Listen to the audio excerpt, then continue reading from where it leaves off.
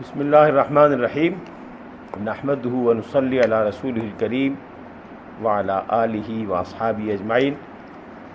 قابل احترام صدر جلسہ جناب ڈاکٹر ظفر اسحاق انصاری، محترم جناب ڈاکٹر احسن زمان سربراہ ادارہ تحقیقات اسلامی، محترم جناب امیر البحر افتخار احمد سروہی، برادران محترم، خواہران مکرم، آج کی گفتگو کا عنوان جیسا کہ آپ نے سماعت فرمایا، چند نامور سیرت نگار اور ان کی کتابوں کے امتیازی خصائص۔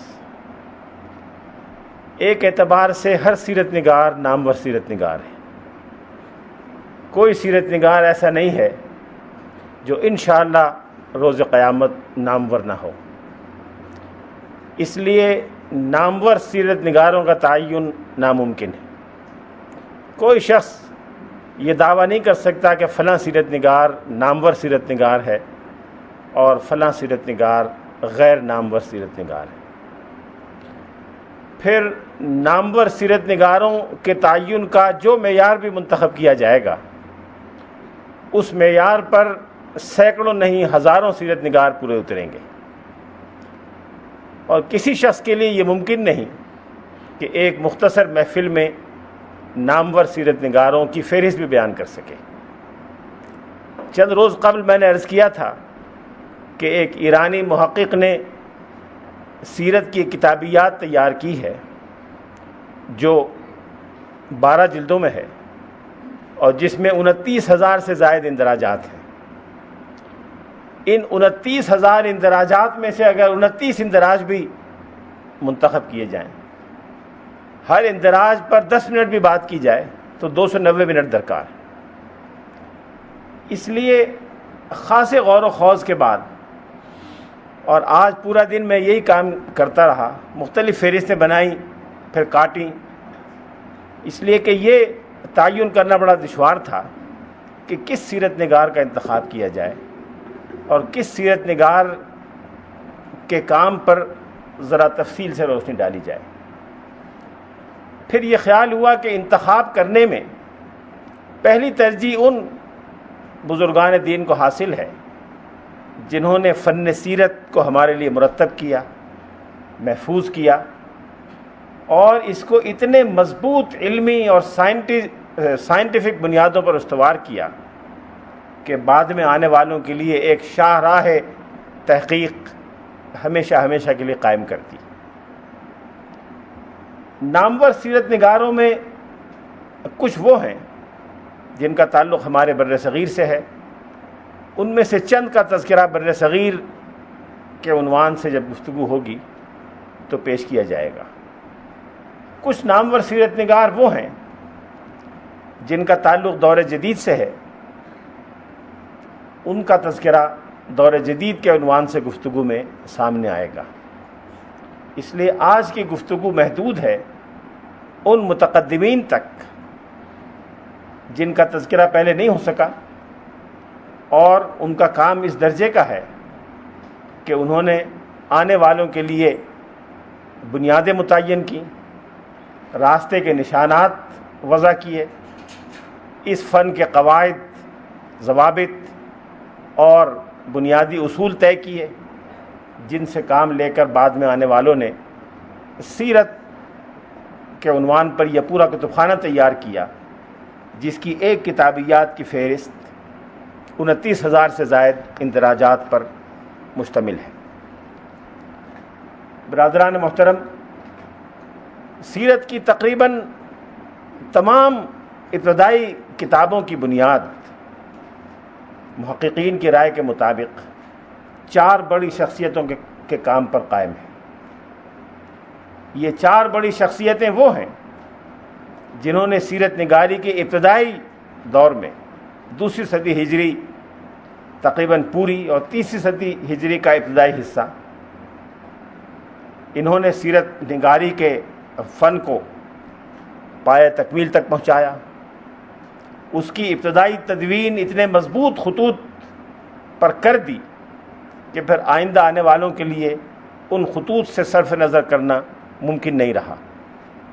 یہ شخصیتیں 4 ہیں۔ ابن اسحاق کا تذکرہ ہو چکا ہے۔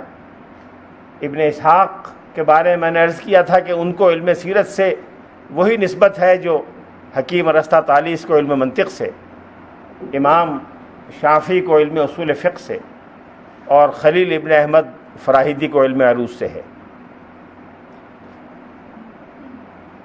ابن اسحاق سے پہلے فن سیرت موجود تھا۔ ہم دیکھ چکے ہیں عروہ ابن زبیر اور موسیٰ ابن عقبہ اور امام زہری کے کارنامے، یہ سارا مواد دستیاب تھا، لیکن ابن اسحاق نے اس کو اس طرح مضبوط خطوط پر قائم کیا، اس انداز سے مرتب کیا کہ بعد میں آنے والا ہر شخص ابن اسحاق کا ممنون احسان ہے۔ ابن اسحاق کے علاوہ جو 3 نام نمایاں ترین ہیں وہ واقدی، ابن سعد اور ابن ہشام کے ہیں، اس لیے گفتگو کا آغاز انہی 3 سے کرتے ہیں۔ لیکن ان 3 یا ان 4 کے ناموں کا تذکرہ کرنے کے یہ معنی نہیں ہے کہ ان 3 یا 4 کے علاوہ ابتدائی 2 صدیوں میں سیرت پر کام کرنے والے لوگ بہت محدود تھے۔ کوئی 2 درجن 3 درجن کے نام تو گزشتہ 4 دن کی گفتگو میں آ چکے ہیں۔ خود مغربی مصنفین اور محققین نے اس کثرت تعداد کو محسوس کیا ہے اور ان لوگوں کی ایک فہرست مرتب کی ہے جنہوں نے سیرت پر ابتدائی کام کیا۔ وسٹن فیلڈ ایک جرمن محقق اور مستشرق ہے، اس نے عرب میں علم تاریخ کے آغاز اور ارتقاء پر ایک کتاب لکھی تھی، کم و بیش 125 سال پہلے۔ اس کتاب میں اس نے بہت سے نام تلاش اور جستجو سے جمع کیے، اور اس کی تحقیق کے مطابق ابن اسحاق سے پہلے 27 افراد تھے جنہوں نے سیرت پر مواد جمع کیا۔ ڈاکٹر حمید اللہ رحمۃ اللہ علیہ نے ان 27 میں مزید اضافے کیے ہیں، اور اب یہ تعداد تقریباً 40 ہے۔ ان 40 میں 4 صحابہ کرام بھی شامل ہیں۔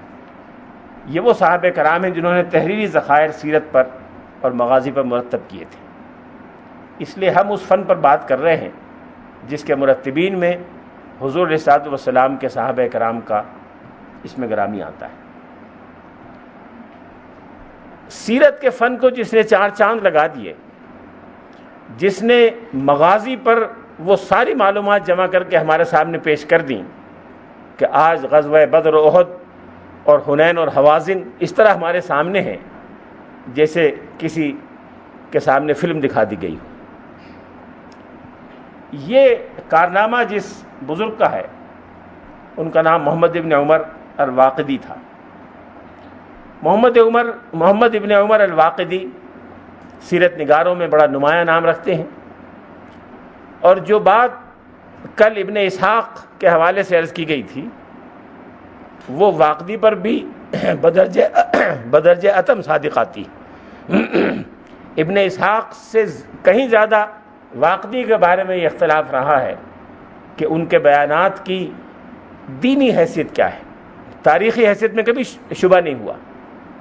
ابن اسحاق کی طرح واقدی کے بارے میں بھی یہ تأمل بہت سے محدثین نے ظاہر کیا کہ وہ تمام روایات کو جمع کر کے پھر اس کو ایک مرتب نقشے کی شکل میں پیش کرتے ہیں، اور محدثین کے لیے یہ تعین دشوار ہو جاتا ہے کہ اس پوری حکایت میں کون سا لفظ کس راوی نے بیان کیا ہے، اور ان اجزاء کا الگ الگ علمی سطح یا معیار مقرر کرنا ممکن نہیں رہتا۔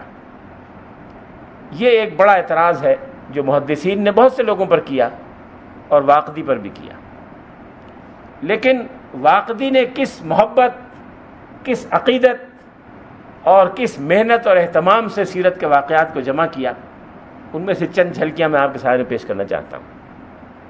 خطیب بغدادی جو خود ایک بڑے محدث ہیں اور علم حدیث کے ائمہ میں ان کا شمار ہے، علوم حدیث پر ان کی کتابیں بہت اونچا مقام رکھتی ہیں، انہوں نے واقدی کے بارے میں لکھا ہے کہ انہوں نے مشرق سے لے کر مغرب تک دنیا اسلام کے لوگوں سے کسب فیض کیا۔ ان کا ذکر مشرق و مغرب میں ہر جگہ موجود ہے، اور کسی شخص کے لیے جو سیرت اور ابتدائی تاریخ اسلام سے شغف رکھتا ہو یہ ممکن نہیں ہے کہ واقدی کی تحقیقات اور واقدی کے کارناموں سے، تصنیفات سے صرف نظر کر سکے۔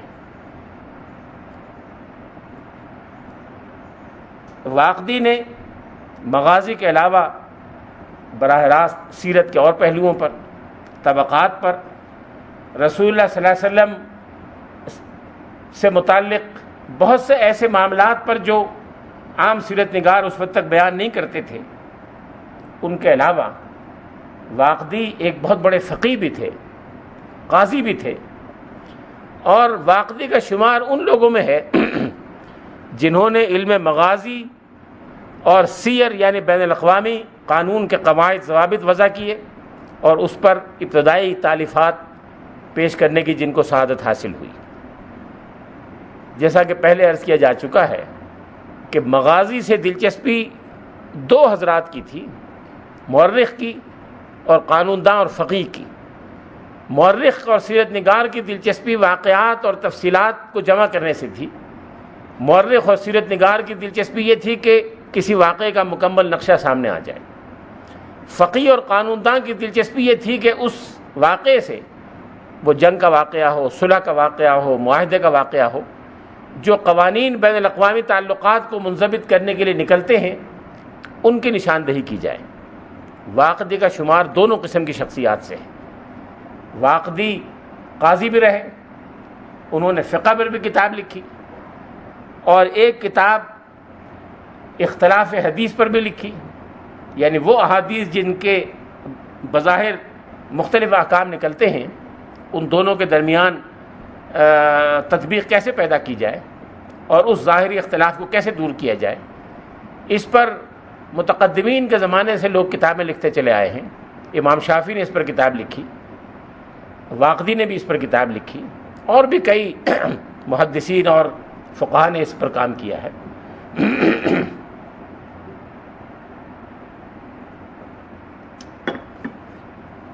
واقدی کا سیرت پر جو کارنامہ ہے اس سے تو بہت سے لوگ واقف ہیں۔ واقدی کی ضخیم کتاب مطبوعہ موجود ہے، لیکن واقدی نے جو کام بین الاقوامی قانون پر کیا تھا وہ بھی دستیاب ہے، آج ہمارے پاس موجود ہے، اور امام شافعی جیسے محتاط اور قابل احترام فقیہ اور محدث نے واقدی کے کام کو محفوظ کر لیا ہے۔ امام شافعی کی ایک بڑی ضخیم کتاب ہے، 8 جلدوں میں، جو فقہ شافعی کی اساس اور بنیاد مانی جاتی ہے، کتاب الام یعنی مدر بک۔ ان 8 جلدوں میں سے چوتھی جلد میں امام شافعی نے سیر الواقدی کے نام سے ایک کتاب بیان کی ہے، جو واقدی کی سیر کا وہ حصہ ہے جس پر امام شافعی نے کوئی تبصرہ یا کمنٹ کرنا چاہا۔ یہ مکمل کتاب واقدی کی نہیں ہے۔ اس سے اندازہ ہوا کہ واقدی کو علم سیر اور مغازی کے دونوں پہلوؤں سے دلچسپی تھی، بطور مورخ اور قانون داں کے بھی، اور بطور فقیہ اور ایک قانونی ماہر کے بھی۔ تذکرہ نگاروں نے واقدی کے بارے میں لکھا ہے کہ وہ ایک انتہائی با کردار، با شخصیت اور با اخلاق شخصیت تھے، جود و سخا میں مشہور تھے۔ جود و سخا کے واقعات کئی لوگوں نے بیان کیے ہیں۔ ایک واقعہ شاید لوگوں کی دلچسپی کا ہو۔ واقدی نے اپنے اقتصادی ضروریات کی تکمیل کے لیے کوئی چھوٹا سا کاروبار کر رکھا تھا جو ان کے ملازمین کیا کرتے تھے۔ ایک دکان تھی مدینہ منورہ میں غالباً، اس میں ان کا ملازم بیٹھتا تھا، جو لا کے دے دیا کرتا تھا وہ لے لیا کرتے تھے، اور اس کا بیشتر حصہ کتابوں پر اور بقیہ علمی ضروریات پر خرچ کرتے تھے۔ 2 ملازم خاص اس کام کے لیے رکھے ہوئے تھے جو دن رات ان کے لیے چیزیں نقل کرتے رہے، مسودے نقل کرتے رہے، اس کو بہتر بناتے رہے۔ ان کا یہی کام تھا۔ پیسے ختم ہو جاتے تھے، ضروریات پوری نہیں ہوتی تھی۔ ایک مرتبہ رمضان کا مہینہ تھا، عید الفطر قریب آنے والی تھی۔ گھر والوں نے کہا کہ عید کا انتظام کوئی آپ کریں۔ انہوں نے اپنی ناداری کا اظہار کیا اور کہا کہ میرے پاس کچھ نہیں ہے۔ اہلیہ محترمہ نے کہا کہ آپ کے فلاں دوست جو بڑے بارسوخ ہیں اور باوسائل ہیں، آپ ان کو لکھیں، ان سے بات کریں۔ انہوں نے جا کے، جب گھر سے اصرار ہوا، ان سے جا کے بات کی۔ انہوں نے ان کو 1000 درہم کی ایک تھیلی دے دی کہ میرے پاس یہ ہے، آپ یہ لے لیجئے۔ یہ صاحب، یہ بزرگ ہاشمی تھے، حضور صلی اللہ علیہ وسلم کے خاندان کے تھے، ہاشمیوں کی سخاوت ہمیشہ سے مشہور ہے، وہ 1000 روپے 1000 درہم کی تھیلی آ گئی، بیوی کو دی. ابھی یہ فیصلہ کر رہے تھے کہ کیا کرنا ہے، تو ایک صاحب نے آ کے کھٹکھٹایا، ان سے پوچھا کیا ہے. انہوں نے کہ ایک دوست تھے، انہوں نے ذکر کیا کہ میں بڑا محتاج ہوں اور ضرورت ہے، عید آنے والی ہے، میرے پاس کچھ ہے نہیں، تو آپ مجھے کوئی ہیلپ کرنا چاہیں تو کریں. واقدی نے وہ تھیلی اٹھا کے ان کو دے دی.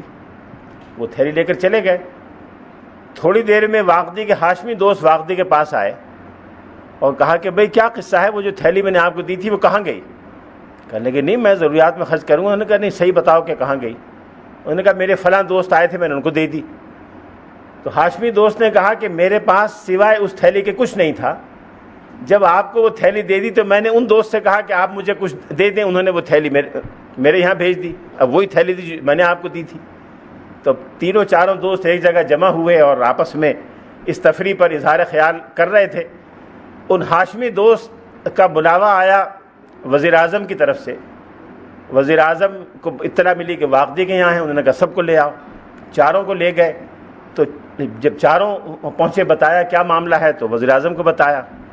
وزیر اعظم نے 1000 کی تھیلی ان سب کو تحفے میں دے دی اور واقدی کو کہا کہ آپ 2000 لے لیں، اس لیے کہ آپ کی بیگم نے یہ مشورہ دیا تھا کہ یہ ہاشمی کو دے دیں. تو جو خاتون اپنی ضروریات قربان کر دے ایک ہاشمی حضور کے خاندان کے آدمی کے لیے، وہ اس کی مستحق ہے کہ اس کو بھی 1000 روپے کی تھیلی پیش کی جائے. اس سے اندازہ ہوگا کہ وہ کس مزاج اور کس انداز کے آدمی تھے. مغازی اور حضور صلی اللہ علیہ وسلم کی سیرت کے بارے میں تمام مورخین اور سیرت نگاروں نے تسلیم کیا ہے کہ مغازی کے بارے میں ان سے زیادہ جاننے والا کوئی اور آدمی اس وقت موجود نہیں تھا. ایک مشہور مورخ اور ادیب ہے جس نے طبقات پر ایک کتاب لکھی ہے، طبقات شعراء پر، محمد بن سلام الجمحی. اس نے لکھا ہے واقدی کا جونیئر معاصر وہ تھا، واقدی کے زمانے میں شاید اس کا بچپن رہا ہوگا. اس نے لکھا ہے کہ کان الواقدی عالم دہرہ، اپنے زمانے کا سب سے بڑا عالم تھا جو مغازی کے بارے میں واقفیت رکھتا تھا. واقدی کو کتابوں سے کتنی دلچسپی تھی اس کا اندازہ اس سے کیا جا سکتا ہے کہ ایک مرتبہ مکان منتقل کیا اور ایک مکان سے دوسرے مکان میں اپنا سامان جب لے جانے لگے تو 120 اونٹوں پر اپنی کتابیں لاد کر لے کے گئے. ان کے جو مسودات تھے وہ 600 صندوقوں میں محفوظ تھے اور ایک صندوق اتنا بڑا تھا کہ 2 آدمی اس کو اٹھا سکتے تھے. واقدی کا بیشتر حصہ مدینہ منورہ میں گزرا اور بڑی تنگ دستی میں گزرا. مدینہ منورہ میں وہ دن رات اسی کام میں مصروف رہتے تھے. مدینہ منورہ میں ان کا طریقہ یہ تھا کہ صحابہ کرام کے خاندانوں کے پاس جایا کرتے تھے، انصاری خاندانوں کے پاس، مہاجر خاندانوں کے پاس، اور ان سے پوچھ کر وہ دستاویزات جمع کرتے تھے جو حضور کے زمانے سے چلی آ رہی ہوں. حضور کے زمانے کا کوئی ناپ تول کا پیمانہ ہے تو اس کا سائز ناپا کرتے تھے. کسی نے غزوے کے بارے میں کوئی معلومات بتائیں اس کو جمع کر لیا کرتے تھے. پھر خود جا کر، ابھی میں آتا ہوں اس طرف، خود جا کر ان مقامات کا مطالعہ اور مشاہدہ کیا کرتے تھے. اسی زمانے میں خلیفہ ہارون الرشید نے مدینہ منورہ کا دورہ کیا حج سے واپسی پر، اور ایک دن شام کو مغرب کے بعد خلیفہ کا آدمی واقدی کے پاس آیا. برمکی وزیر تھا یحییٰ ابن خالد برمکی. اس نے کہا کہ آج رات امیر المومنین رسول اللہ صلی اللہ علیہ وسلم کی یادگاریں دیکھنے کے لیے جانا چاہتے ہیں، تو آپ ان کے ساتھ چلیں اور ان کو پورے مدینہ منورہ میں مختلف مقامات کی زیارت کرا دیں، گویا بطور کنڈکٹنگ آفیسر کے آپ خلیفہ کے ساتھ جائیں. واقدی نے کہا بہت اچھا. تو وہ عشاء کی نماز انہوں نے مسجد نبوی میں پڑھی اور اس کے بعد خلیفہ کے ساتھ وہ نکلے اور ایک ایک مقام پر وہ لے جاتے رہے. خلیفہ نے وہاں نوافل ادا کیے اور فجر کی نماز تک اس کام میں مصروف رہے. فجر کی نماز کے بعد واقدی نماز پڑھ کے گھر آ گئے، اور گھر ابھی آئے ہوئے تھوڑی دیر ہوئی تھی کہ وزیر کا آدمی ان کے پاس آیا کہ آپ کو وزیر اعظم نے بلایا ہے، یحییٰ ابن خالد برمکی نے بلایا ہے. یحییٰ ابن خالد نے واقدی سے کہا کہ امیر المومنین جب سے نماز سے فارغ ہوئے ہیں مسلسل رو رہے ہیں. ان امیر المومنین لم یزل باقیا، امیر المومنین اس وقت سے رو رہے ہیں، آپ کے بہت شکر گزار ہیں. اور انہوں نے یہ 10,000 درہم آپ کے لیے بھیجے ہیں۔ انہوں نے 10,000 درہم قبول کر لیے اور جو قرضہ چلا آ رہا تھا وہ سارا ادا کیا، کچھ ضروریات کی تکمیل کی، کتابیں خرید لی، اور چند مہینوں میں وہ رقم ختم ہو گئی۔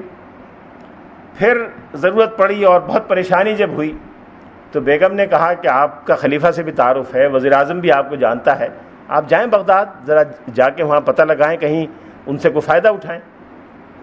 انہوں نے کہا بہت اچھا، عورتیں تنگ کرتی ہیں ہمیشہ۔ یہ بیچارے اپنی تحقیق اور کتابیں چھوڑ کر بغداد کے لیے روانہ ہو گئے۔ اب بغداد جانے کے لیے بھی پیسے چاہیے، بغداد جانے کے لیے پیسہ نہیں تھا۔ جس کس طرح ہوا بصرے تک پہنچ گئے، بصرہ پہنچنے کے بعد پیسے ختم ہو گئے۔ اتفاق سے وہاں فوجیوں کا کوئی کنوائے جا رہا تھا جس کو بغداد پہنچنے کی ہدایت کی گئی تھی۔ وہ کشتی میں بصرہ سے روانہ ہوئے۔ انہوں نے پوچھا چچا آپ کون ہیں، کیوں ٹھہرے ہوئے ہیں؟ انہوں نے کہا بھائی بغداد جانا ہے، پیسے نہیں لگا، ہمارے ساتھ سوار ہو جائیے۔ انہوں نے واقدی کو اپنے ساتھ سوار کر لیا، واقدی ان کے ساتھ کشتی میں روانہ ہو گئے۔ خود بیان کرتے ہیں کہ خدا کی قسم انہوں نے میری اتنی خدمت کی کہ کوئی اپنے باپ کی بھی نہیں کرتا۔ ان کو لے گئے، کھلایا پلایا، خدمت کی، اور بغداد میں جہاں ٹھہرے ہوئے تھے وہاں ان کو ٹھہرا لیا۔ اب یہ بتانا نہیں چاہتے تھے کہ میں کس ضرورت سے آیا ہوں، یہ وزیر اعظم سے ملنا ہے، اس سے مانگنا ہے، یہ انہوں نے بتانا عزت نفس کے خلاف سمجھا۔ مختلف عذر کرتے رہے کہ ابھی یہ کام ہے وہ کام ہے، لیکن وہاں رہتے رہے۔ اسی اثناء میں ظاہر ہے اتنا سفر کر کے آئے ہوں گے، کپڑے پرانے ہو گئے، میلے کچیلے ہو گئے۔ اب ایک دن وزیر اعظم کے وہاں پہنچے تو کسی نے جانے نہیں دیا۔ عام طور سے لوگوں کو تامل ہوتا ہے لباس دیکھ کر، حلیہ دیکھ کر۔ یہ روزانہ جاتے رہے، اتفاق پھر مایوس ہو کے واپس آ رہے تھے کہ نہیں واپس چلتے۔ مدینہ منورہ کے راستے میں ایک منزل پر ٹھہرے ہوئے تھے تو ایک ان کے دوست جو فقیہ تھے، عالم تھے، مدینہ منورہ کے قاضی مقرر ہو کے جا رہے تھے۔ انہوں نے کہا کہ آپ کیسے؟ پوری داستان بتا کے لگے چلیے میں آپ کی ملاقات کروا دیتا ہوں۔ وہ دوبارہ واپس آئے، اگلی منزل میں پہنچے، وزیر اعظم سے ملاقات کروا دی۔ وزیر اعظم بڑے خوش ہوئے اور چلتے ہوئے 500 درہم ان کو پیش کر دیے۔ یہ 500 درہم لے آئے، لا کے اپنے ساتھیوں کو دیے۔ وہ نوجوان بڑے پریشان تھے کہ ہم تو ڈھونڈ رہے تھے آپ کو کئی دن سے، آپ کہاں تھے؟ انہوں نے کچھ نہیں بتایا، پیسے دیے کہ یہ آپ لیجئے۔ اپنی حالت بہتر بنائی، اگلے دن پھر پہنچے، 4-5 دن رہے، اور جب بھی جاتے تھے روزانہ حکم تھا کہ مغرب کی نماز میرے ساتھ پڑھیں، کھانا میرے ساتھ کھائیں، اور چلتے ہوئے 500 درہم کی تھیلی یحییٰ ابن خالد ان کو دے دیا کرتا تھا۔ اس کے بعد پھر خلیفہ سے ان کی ملاقات کروائی، یاد دلایا کہ وہی بزرگ ہیں جنہوں نے آپ کا کنڈکٹنگ ٹور کروایا تھا۔ خلیفہ نے بہت بڑی رقم ان کو دے دی اور پھر یہ واپس آ گئے۔ یہ واقدی کا پس منظر ہے۔ واقدی نے ساری عمر لکھنے پڑھنے میں گزاری۔ ابن ندیب نے واقدی کی 28 کتابوں کا تذکرہ کیا ہے کہ واقدی نے 28 کتابیں لکھیں، جن میں قرآن، حدیث، فقہ، سیرت اور تاریخ، ان سب موضوعات پر کتابیں شامل ہیں۔ واقدی نے بڑے بڑے اساتذہ سے کسب فیض کیا، جس میں امام مالک اور معمر ابن راشد بھی شامل ہیں۔ معمر ابن راشد وہی بزرگ ہیں جن کا پہلے تذکرہ ہو چکا ہے۔ امام سفیان ثوری بھی ان کے اساتذہ میں ہیں۔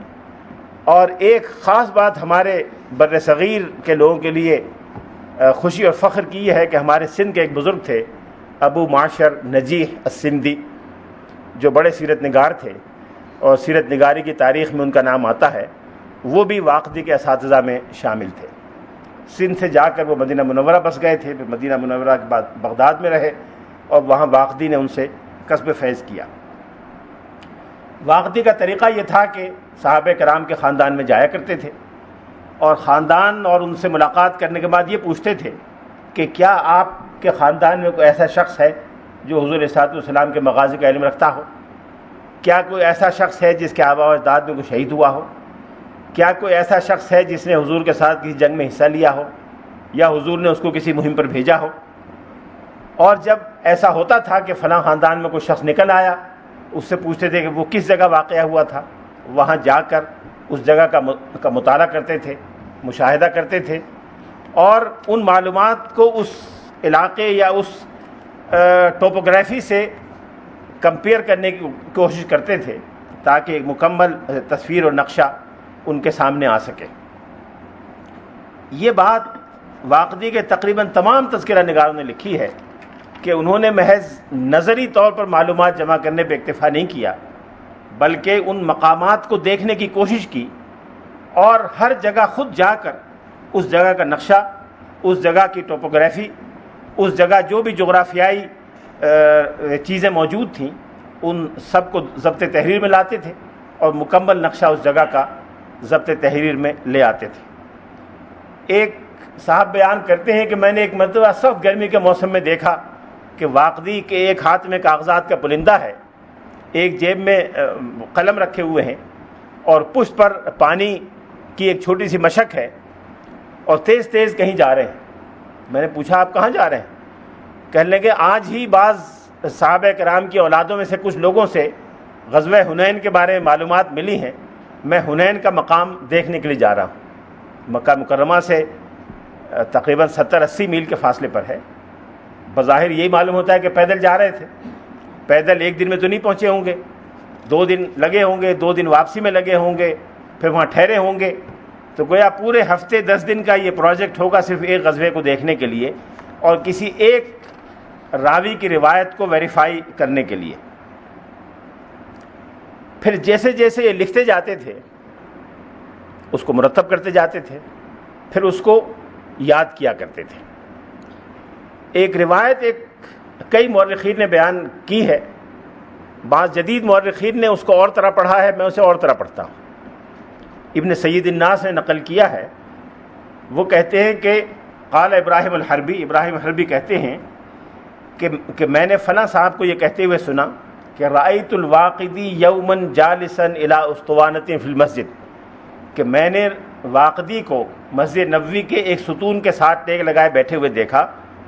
وہ ہوا، یہ لفظ ہے جو کچھ لوگوں نے پڑھا ہے، وہ ہوا یدرس، یعنی وہ درس دے رہے تھے، پڑھا رہے تھے۔ فقلنا لہو، ہم نے ان سے پوچھا ای شیء تدرس، آپ کیا پڑھا رہے ہیں؟ آپ نے فرمایا حزبی من المغازی، مغازی میں سے اپنی منزل۔ میرا خیال ہے یہ یدرس یا ادرس نہیں ہے بلکہ یدرس ہے، کہ اس کو پڑھ رہے تھے، یاد کر رہے تھے۔ حزب یعنی ورد جو ہوتا ہے وہ آدمی کے اپنے پڑھنے کا ہوتا ہے، دوسروں کو پڑھانے کا نہیں ہوتا، اور اگر پڑھا رہے ہوتے تو آگے حلقہ بیٹھا ہوتا، اس سے پوچھنے کی ضرورت نہ ہوتی۔ پوچھنے کی ضرورت تو وہاں محسوس ہوئی ہوگی جہاں آہستہ آہستہ پڑھ رہے ہوں گے، تنہا بیٹھے ہوں گے۔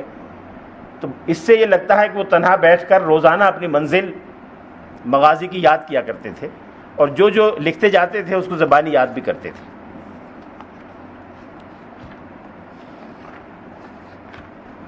اس طرح سے واقدی نے کتاب المغازی کے نام سے ایک بہت مفصل اور مربوط کتاب تیار کی۔ یہ کتاب مخطوطات کی شکل میں طویل عرصہ لوگوں کو دستیاب رہی، اور تقریباً ہر دور کے سیرت نگاروں نے ان مخطوطات سے استفادہ کیا ہے۔ لیکن اس مخطوطے کی طباعت کی نوبت 20ویں صدی کے اوائل میں آئی، اور عام خیال یہ ہے کہ یہ مخطوطہ جو اب شائع ہوا ہے یہ مکمل نہیں ہے، لیکن اس کی کوئی قطعی دلیل نہیں ہے۔ جن لوگوں نے اس کو ایڈٹ کر کے شائع کیا ہے ان کا خیال ہے کہ نامکمل ہے۔ ہم نہیں کہہ سکتے کہ یہ مکمل شکل میں ہم تک پہنچا ہے یا نامکمل۔ اس وقت کتاب 3 جلدوں میں ہے، اور اس کا آغاز غزوہ بدر سے ہوتا ہے۔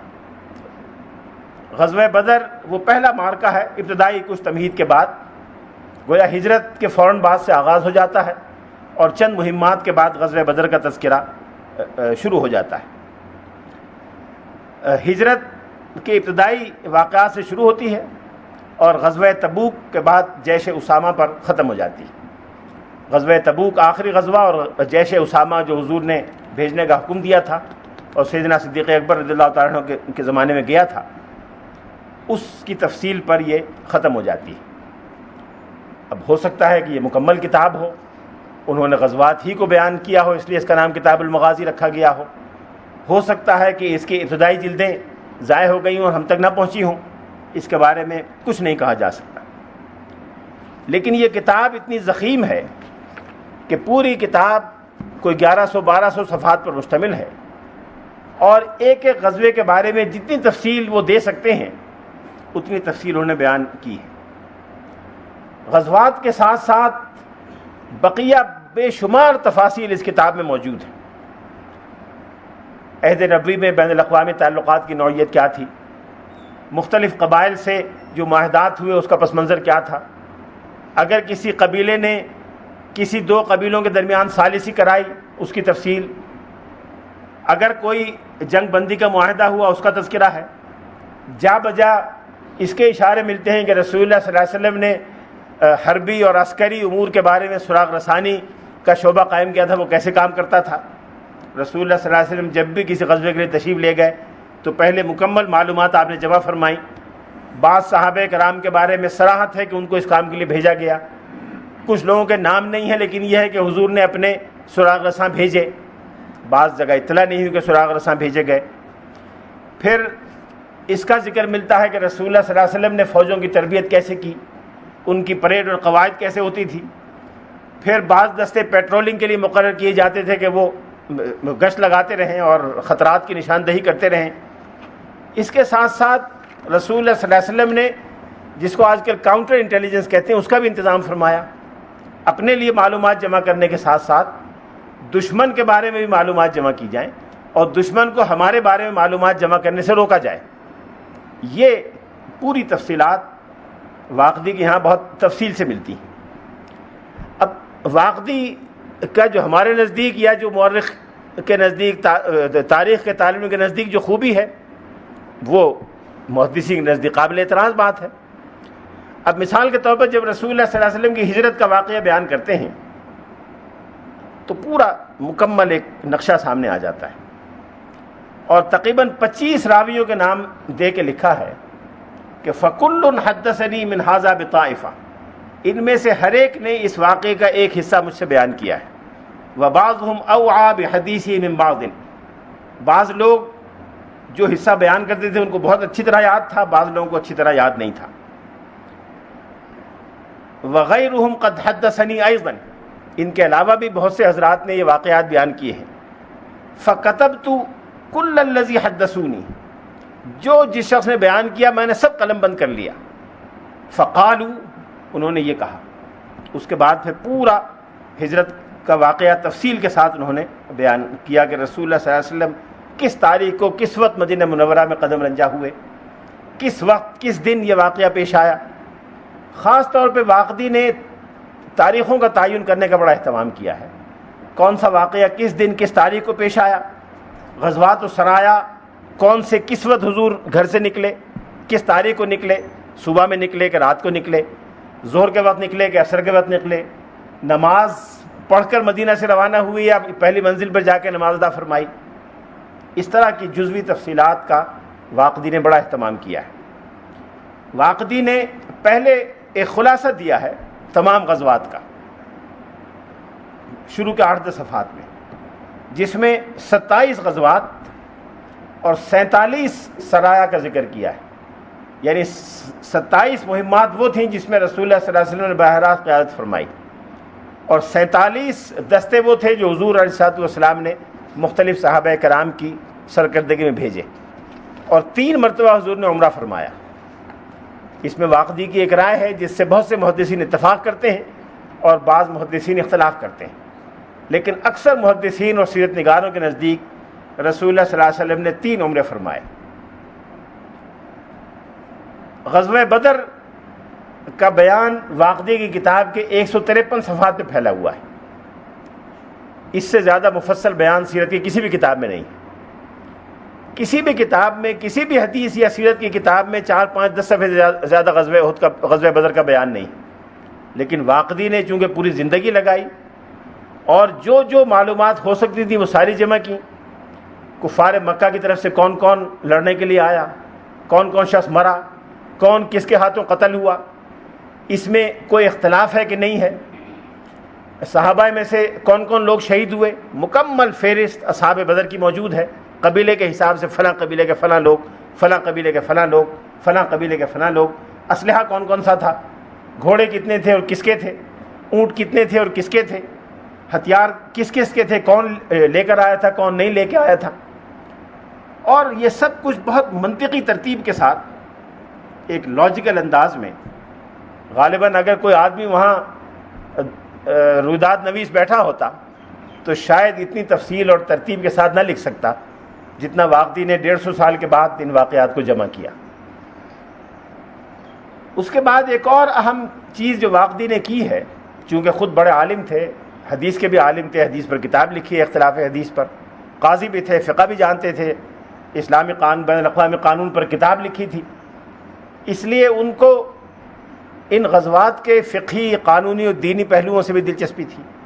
ہر غزوے کے بعد اور ہر بڑے اہم واقعے کے بعد قرآن پاک میں جو آیا ہے وہ بھی نقل کیا ہے، اس کی تفسیر بھی بیان کی ہے۔ مثلا غزوہ بدر کا بیان کرنے کے بعد سورہ انفال میں جہاں جہاں غزوہ بدر پر تبصرہ ہے ان آیات کو نقل کیا ہے، ان آیات کی تفسیر بیان کی ہے، اور تفسیر بیان کرنے میں جہاں جہاں کوئی سوال پیدا ہوتا تھا اس سوال کا جواب بھی دیا ہے۔ گویا سیرت قرآنی، جس کے بارے میں کل ڈاکٹر انیس صاحب فرما رہے تھے کہ نیا رجحان ہے، یہ واقدی کے زمانے سے چلا آ رہا ہے۔ واقدی نے سیرت قرآنی بیان کی اور کتاب المغازی میں یہ چیز موجود ہے۔ پھر ہر جنگ کے بعد، ہر غزوے کے بعد اس کے شرکاء کا جس حد تک معلومات ہو سکتی تھی ان سب کے نام دے دیے۔ واقدی کا انداز خالص مورخانہ ہے، ایک منطقی اور لاجیکل انداز سے معاملات اور تفصیلات کو بیان کیا ہے۔ پہلے ماخذ اور حوالہ جات بیان کرتے ہیں، ان سب لوگوں کے نام بتاتے ہیں، پھر واقعے کو بیان کرتے ہیں، پھر تاریخ اور محل وقوع کی تفصیل بیان کرتے ہیں، اور پھر جو متعلقہ معلومات ہیں کہ اس دستے کا سربراہ کون تھا، اگر رسول اللہ صلی اللہ علیہ وسلم خود سربراہی فرما رہے تھے تو جانشینی کے لیے مدینے میں کس کو چھوڑ کے گئے تھے، مسلمانوں کا شعار یعنی پاس ورڈ کیا تھا۔ حضور علیہ السلام کا طریقہ تھا کہ جب جنگ کے لیے نکلتے تھے، چونکہ کوئی خاص یونیفارم نہیں ہوتا تھا، حلیہ، لباس، زبان مخالفین اور اپنوں کی ایک جیسی ہوتی تھی، تو یہ پتہ کیسے چلے، خاص طور پہ بڑی فوج میں رات کے وقت میں، اندھیرے کے وقت میں تعین دشوار تھا کہ دشمن کی فوج کا آدمی ہے، ہماری فوج کا آدمی ہے۔ تو حضور علیہ السلام ایک خفیہ لفظ پاس ورڈ متعین فرما کے صحابہ کو بتا دیا کرتے تھے۔ تو واقدی نے یہ تحقیق کرنے کی کوشش کی کہ ہر غزوے کا پاس ورڈ کیا تھا۔ کسی میں تھا یا منصور امت، یا منصور امت، اس طرح کے الفاظ ہوا کرتے تھے۔ یہ واقدی کا اسلوب ہے۔ واقدی نے جو تفصیلات دی ہیں یا جو واقعات بیان کیے ہیں ان میں اور دیگر سیرت نگاروں کے واقعات میں اس اعتبار سے کوئی فرق نہیں ہے کہ واقعے کا جو بنیادی حصہ ہے، غزوہ بدر کے جو اصل حقائق ہیں مثال کے طور پر، ان میں اور ابن اسحاق میں یا ان میں اور دیگر محدثین کے بیان کردہ واقعات میں کوئی بنیادی فرق نہیں ہے۔ رسول اللہ صلی اللہ علیہ وسلم مدینہ منورہ سے تشریف لے گئے، 313 صحابہ ساتھ تھے۔ ابتدا میں خیال یہ تھا کہ تجارتی قافلے سے مٹبھیڑ ہوگی، لیکن وہاں جا کے پتہ چلا بدر کے مقام پر کہ قافلہ نکل گیا اور ایک لشکر 1000 کا ان کی دفاع کے لیے آ رہا ہے۔ پھر صحابہ کرام کو حضور نے تیار کیا کہ اس کے مقابلہ کیے بغیر واپس نہ جائیں۔ مقابلہ ہوا، مسلمانوں کو کامیابی ہوئی، 70 کفار کے سردار مارے گئے، صحابہ کرام میں سے چند شہید ہوئے۔ یہ گویا جو واقعے کا خلاصہ ہے، اس میں اور واقدی کی تفصیلات میں اور بقیہ مستند ترین تفصیلات میں کوئی فرق نہیں۔ جو فرق ہے واقدی کے یہاں وہ ان کی مزید تفصیلات میں ہے۔ ان تفصیلات کے بارے میں یہ تأمل کرنا کہ چونکہ الگ الگ راویوں کے ذریعے وہ تفصیلات نہیں آئیں اس لیے قابل اعتماد نہیں ہیں، یہ میرے خیال میں محل نظر ہے اور اس پر غور کیا جانا چاہیے۔ دوسری چیز یہ کہ واقدی نے جو محل وقوع کا تذکرہ کیا ہے وہ انتہائی مستند چیز ہے، اس لیے کہ واقدی نے خود جا کے ان کو دیکھا ہے اور وہ چشمدید بیانات اور چشمدید گواہی پر مشتمل ہے۔ غزوہ بدر کس مقام پر ہوا؟ آج تو وہ مقامات خاصے بدل گئے، لیکن خاصے بدلنے کے باوجود بڑی حد تک آج بھی وہ جغرافیائی محل وقوع اسی طرح موجود ہے، لیکن واقدی کے زمانے میں بالکل وہی شکل رہی ہوگی۔ اس لیے واقدی نے جو محل وقوع کی تفصیلات بیان کی ہیں اس کے قطعی اور یقینی ہونے میں کوئی شک و شبہ کی گنجائش نہیں معلوم ہوتی۔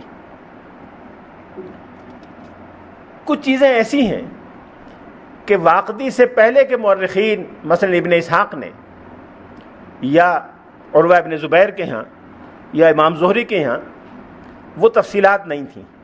مثال کے طور پہ ابن اسحاق یا عروہ ابن زبیر نے مختلف مہمات کی تاریخ کے بارے میں کوئی خاص توجہ نہیں دی، اور ویسے بھی تاریخ لوگوں کو اکثر یاد نہیں رہتی سوائے اس کے کہ جو آدمی خاص اس واقعے میں شریک ہو۔ واقدی نے اس کا اہتمام کیا کہ ہر غزوے کی تاریخ اور اس کی ترتیب کے بارے میں بھی تحقیق کی جائے۔ یہ اس لیے ضروری ہے کہ بہت سے احکام کے بارے میں تدریج کا پتہ چلتا ہے. اسلام کا مزاج یہ ہے کہ جو احکام دیے گئے، جو اصلاحات کی گئیں، وہ تدریج کے ساتھ کی گئیں. پہلے اگر کوئی بڑی برائی تھی اس کو یکدم منع نہیں کیا گیا، پہلے اس کی حوصلہ شکنی کی گئی، اس کے بعد اس کو بعض صورتوں میں حرام قرار دے دیا گیا، پھر مزید بعض صورتوں میں حرام قرار دے دیا گیا، بالآخر مکمل طور پہ حرام قرار دے دیا گیا. اب یہ تفصیل اسی وقت معلوم ہو سکتی ہے جب مختلف احکام کی تاریخ معلوم ہو. بعض احکام کی تاریخ تو نہیں معلوم، لیکن یہ معلوم ہے کہ فلاں حکم فلاں مہم کے دوران نازل ہوا، تو اگر اس مہم کی تاریخ معلوم ہو تو حکم کی تاریخ بھی معلوم ہو جاتی ہے. اس لیے وقائع نبوی میں اور غزوات نبوی میں تاریخ اور ترتیب کی بڑی اہمیت ہے. یہ کام واقدی نے بڑی تحقیق کے ساتھ کیا ہے، اور اس معاملے میں واقدی کا امت کو شکر گزار ہونا چاہیے.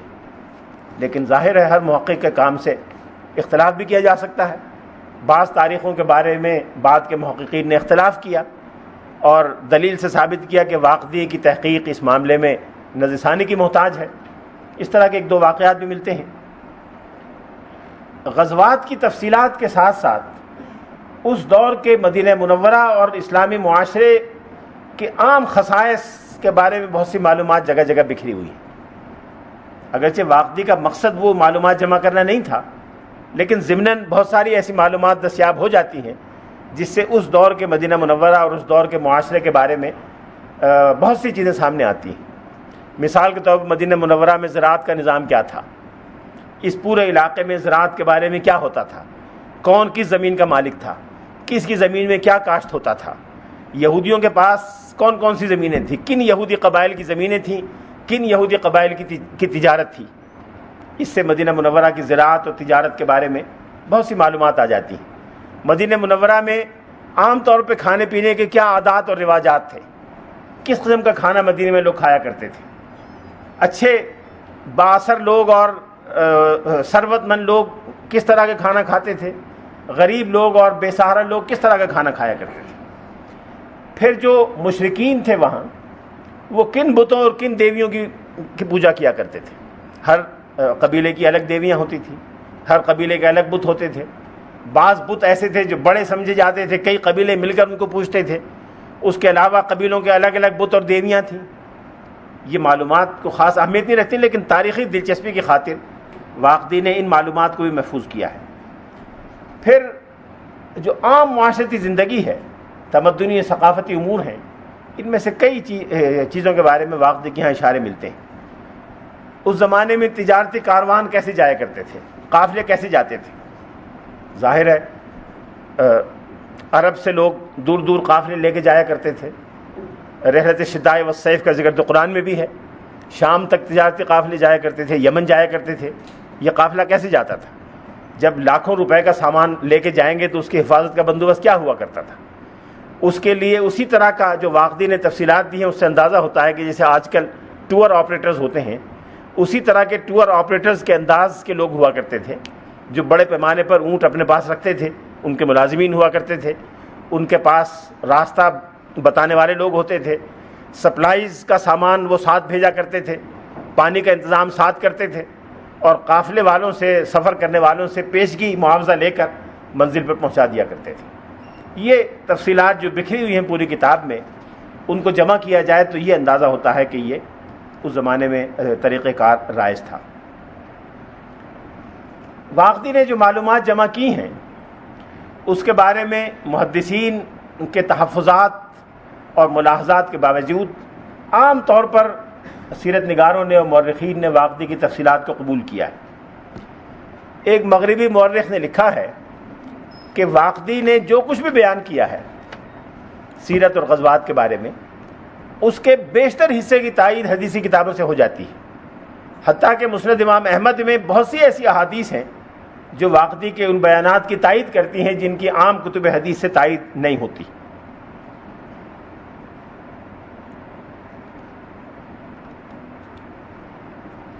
محدثین کا جو اعتراض تھا کہ واقدی اور واقدی کی طرح اور لوگ، ابن اسحاق اور دوسرے لوگ، یہ بہت سے راویوں کے واقعات کو یکجا کر کے بیان کر دیتے ہیں، الگ الگ بیان نہیں کرتے. ظاہر ہے اس زمانے میں بھی اعتراض کیا جاتا تھا، واقدی کے تلامذہ بھی اعتراض کرتے تھے۔ ایک مرتبہ واقدی اپنے حلقے میں کوئی درس دے رہے تھے، غزوات کے بارے میں کوئی طلباء کی جماعت کو بتا رہے تھے۔ بعض طلباء نے کہا کہ یہ طریقہ کار قابل قبول نہیں ہے کہ آپ 25 راویوں کے نام لیتے ہیں اور پھر ان سب کی مشترکہ ان کی معلومات کو ایک بیان کی شکل میں پیش کر دیتے ہیں۔ ہم چاہتے ہیں کہ آپ ہر راوی کے حالات الگ الگ بیان کریں۔ انہوں نے کہا بہت اچھا، آپ مجھے 1 ہفتے کی مہلت دے دیں، اگلے ہفتے آئیے گا تو میں آپ کو اس طرح پڑھا دوں گا۔ اگلے ہفتے وہ گئے، جب طلبہ پہنچے کہتے ہیں غاب عنا جمعتن، ایک پورا ہفتہ ہمارے پاس نہیں آئے، نہیں پڑھانے کے لیے نہیں آئے۔ ثم اتانا بغزوۃ احد، پھر غزوۃ احد پڑھانے کے لیے آئے، ب20 مجلدا، 20 جلدیں لے کر آئے، 20 جلدیں جمع کر کے لے کے آئے اور کہا کہ یہ غزوہ احد ہے۔ اور ایک اور راوی نے بیان کیا وہ فی حدیث البرمکی 100 جلد، 100 جلدیں لے کر آئے۔ ہم نے پوچھا یہ کیا ہے؟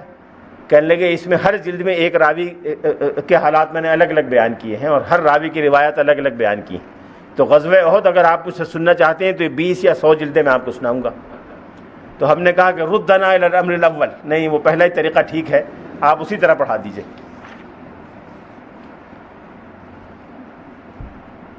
ہمارے ہاں بہت سے لوگ محدثین کے تحفظات کو بیان کرنے میں بے احتیاطی کرتے ہیں۔ محدثین کے تحفظات اپنی جگہ ہیں، سر آنکھوں پر ہیں، محدثین نے واقدی کے بارے میں بھی تحفظات کیے ہیں، لیکن اس کے یہ معنی نہیں ہے کہ محدثین واقدی کے تمام ذخیرہ معلومات کو بالکل ناقابل اعتماد سمجھتے تھے، ایسا نہیں ہے۔ خود امام مالک نے بعض جگہ واقدی کے بارے میں تحفظ کا اظہار کیا ہے۔ امام مالک ظاہر ہے حدیث کے ائمہ میں سے ہیں، سب سے بڑے ائمہ میں سے ہیں، ائمہ حدیث میں سے ہیں، انہوں نے بھی انہی تحفظات کا اظہار کیا جن تحفظات کا اظہار بقیہ محدثین کرتے تھے۔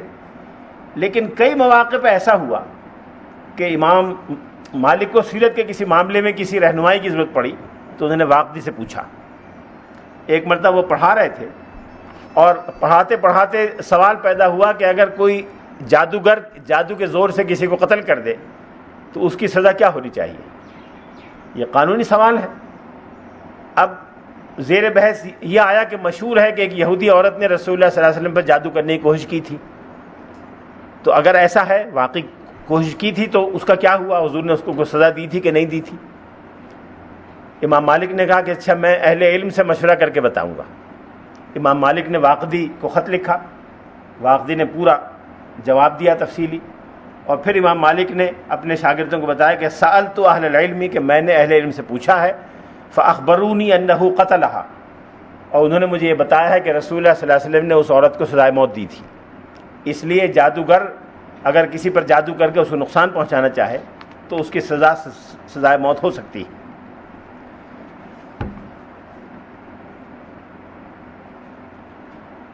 یہی بات امام احمد نے بھی فرمائی۔ امام احمد کے بارے میں بھی کسی نے پوچھا ان سے کہ آپ کو واقدی پر کیا اعتراض ہے؟ آپ نے فرمایا انما انکر علیہ جمع الاسانید، کہ میں جس چیز کو ناپسند کرتا ہوں وہ تمام سندوں کو ایک جگہ جمع کرنا اور پھر ان کو ایک متن میں بیان کر دینا ہے، ومجیئہ بالمتن واحدا۔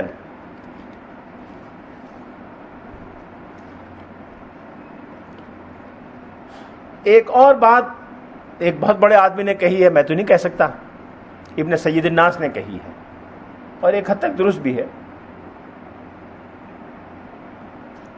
انہوں نے لکھا ہے کہ جو آدمی بہت لکھتا ہے، جب بہت لکھتا ہے تو بعض باتیں عام ڈگر سے ہٹ کے بھی کہہ جاتا ہے، جب عام ڈگر سے ہٹ کے کہتا ہے تو پھر اعتراض بھی ہوتا ہے، اور اعتراض کرنے والے ہر طرح کے ہوتے ہیں، سخت اعتراض بھی کرتے ہیں اور نرم اعتراض بھی کرتے ہیں۔ چونکہ واقدی نے بہت لکھا، اس میں بعض ایسی تفصیلات بھی آ گئیں جو عام لوگوں کو دستیاب نہیں تھیں، عام ڈگر سے ہٹ کر تھیں، اس لیے لوگوں نے اس کو عجیب سمجھا، اور عام لوگوں کا مزاج یہ ہے کہ ان کے عام رویے سے ہٹ کر کوئی بات کہی جائے تو اس کو ناپسند کرتے ہیں، اس کو قابل اعتراض سمجھتے ہیں، اس لیے واقدی کو بھی قابل اعتراض سمجھا گیا۔ یہ کتاب پہلی مرتبہ ایشیاٹک سوسائٹی بنگال میں چھپی تھی 1855 میں۔ ڈاکٹر اسپرینگر جو کلکتے میں رہتے تھے اور مشہور محقق اور مستشرق تھے، جن کی علمی خدمات کا بہت سے لوگوں نے اعتراف کیا، مسلمانوں نے بھی اعتراف کیا. انہوں نے حافظ ابن حجر کی الاصابہ، جس کا میں نے کل ذکر کیا تھا، صحابہ کے تذکرے پر ہے، وہ بھی ایڈٹ کر کے شائع کرائی تھی. ان کے اہتمام میں یہ کتاب شائع ہوئی تھی آج سے تقریباً 155-56 سال پہلے. پھر جرمن مستشرق ویلہاؤزن نے اس کا جرمن ترجمہ بھی کیا جو 1882 میں چھپا. اور اس جرمن ترجمے میں ویلہاؤزن نے کیا کیا، میں تو جرمن ترجمہ نہیں دیکھا، میں اتنی جرمن جانتا بھی نہیں، لیکن ایک دلچسپ بات عجیب بعض مستشرقین نے لکھ دی، جس پر 1920 22 25 میں ہندوستان میں بر صغیر میں بڑی بحث و تمہیس ہوئی. مارگولیت ایک مشہور مستشرق ہیں، انگریزی میں انہوں نے کتاب لکھی سیرت پر. انہوں نے لکھا نقل کو کفر نباشت. مارگولیت کی بات میں کہہ رہا ہوں. مارگولیت نے لکھا کہ رسول اللہ صلی اللہ علیہ وسلم نعوذ باللہ بہادر نہیں تھے. انہوں نے اور لفظ بولا، میں اس کو ذرا دوسرے الفاظ بیان کر رہا ہوں. بہادر نہیں تھے، اور غزوہ بدر میں جیسی خون کا پہلا چھینٹا دیکھا تو بے ہوش ہو گئے خوف سے. پھر تھوڑی دیر میں ہوش آیا تو دیکھا کہ جنگ ہو رہی ہے. اب یہ بات تو کسی بھی سیرت نگار نے، کسی بھی جو شخص حضور کے قریب رہا ہو، سب بیان کرتے ہیں کہ حضور اشجع الناس تھے، سب سے زیادہ بہادر انسان تھے. جنگ میں صحابہ کہتے ہیں کہ ہم حضور کے پاس کھڑے ہو جایا کرتے تھے اپنے کو محفوظ سمجھنے کی خاطر، اس لیے کہ حضور ایسی جگہ کھڑے ہوتے تھے کہ جہاں سب کا دفاع ہو جایا کرتا تھا. اور کئی مواقع پہ ایسا ہوا کہ رسول اللہ صلی اللہ علیہ وسلم تنہا دشمن کی خبر لینے چلے گئے. ایک زمانے مدینہ منورہ شدید خطرے کی زد میں تھا، صحابہ کرام رات کو پہرا دیا کرتے تھے. ایک مرتبہ رات کو اچانک شہر سے باہر سے شور کی آواز سنائی دی، تو لوگوں نے یہ سمجھا، پہرے داروں نے، کہ شاید کوئی حملہ ہو گیا. تو یہ طے ہوا کہ رسول اللہ صلی اللہ علیہ وسلم کو اطلاع دی جائے. کسی نے کہا کہ ابھی نہ دی جائے، کسی نے کہا پہلے جا کے دیکھ لیں کہ واقعہ کیا ہے، اور جب معلوم ہو جائے پھر اطلاع دی جائے. تو ابھی لوگ یہ طے کر رہے تھے، کھڑے ہوئے تھے، تو ادھر سے جدھر سے آواز آ رہی تھی ایک سوار گھوڑا دوڑاتا ہوا دکھائی دیا. جب قریب آیا تو رسول اللہ صلی اللہ علیہ وسلم گھوڑے کی ننگی پیٹھ پر سوار تھے. فرمایا تھے لم تراؤ، ڈرو نہیں، میں دیکھ آیا ہوں کیا ہے، کوئی ایسی خاص بات نہیں. اس طرح کے واقعات کی روشنی میں یہ بات اس نے کیسے کہی؟ جب مارگولیت کو علامہ سید سلیمان ندوی نے خط لکھا، مارگولیت نے کہا کہ میں نے تو ویلہاؤزن کے ترجمے سے یہ بات لی ہے. ویلہاؤزن کے ترجمے کا ترجمہ کروا کے دیکھا انہوں نے، جرمن ترجمہ، تو واقعی ویلہاؤزن نے یہ لکھا تھا. انہوں نے دعویٰ کیا کہ واقدی نے لکھا ہے. واقدی نے کیا لکھا ہے؟ واقدی نے وہی بات لکھی ہے جو عام سیرت نگار بیان کرتے ہیں، اور جس کا قرآن پاک میں بھی ذکر ہے.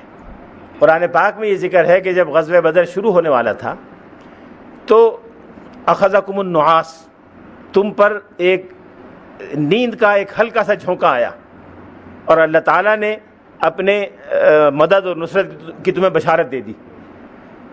ہوا یہ تھا کہ رسول اللہ صلی اللہ علیہ وسلم کے لیے صحابہ کرام کے مشورے سے ایک چھوٹی سی چٹان پر ایک چھپر بنایا گیا تھا، اور یہ کہا تھا کہ آپ اس چھپر پہ تشریف فرما ہوں.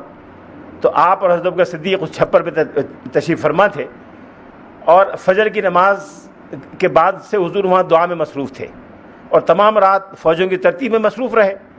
فوجوں کو متعین کیا، ان کی صف بندی کی، اور صبح کے اس طرح سے ہوگا. پھر آپ نے فرمایا کہ جب تک میں حکم نہ دوں تم ہتھیار مت اٹھانا. اور یہ کہہ کے حضور اپنے عریش پر تشریف لے گئے جو مسلم فوج کے پیچھے تھا، سامنے مسلمان فوج تھی. وہاں حضور مسلسل دعا میں مصروف رہے، اور ابھی سورج نکلنے والا تھا کہ حضور کو ہلکی سی اونگ آ گئی. فغشیہ النوم، یہ الفاظ ہیں واقدی کے، فغشیہ النوم، آپ کو نیند نے آ لیا. اور اسی اسنا میں کہ رسول اللہ صلی اللہ علیہ وسلم کو نیند کا ہلکا سا جھونکا آیا، کفار مکہ کے کچھ لوگوں نے تیر اندازی شروع کر دی، اور تیر اندازی کی تو بعض مسلمان زخمی ہوئے، خون نکلا.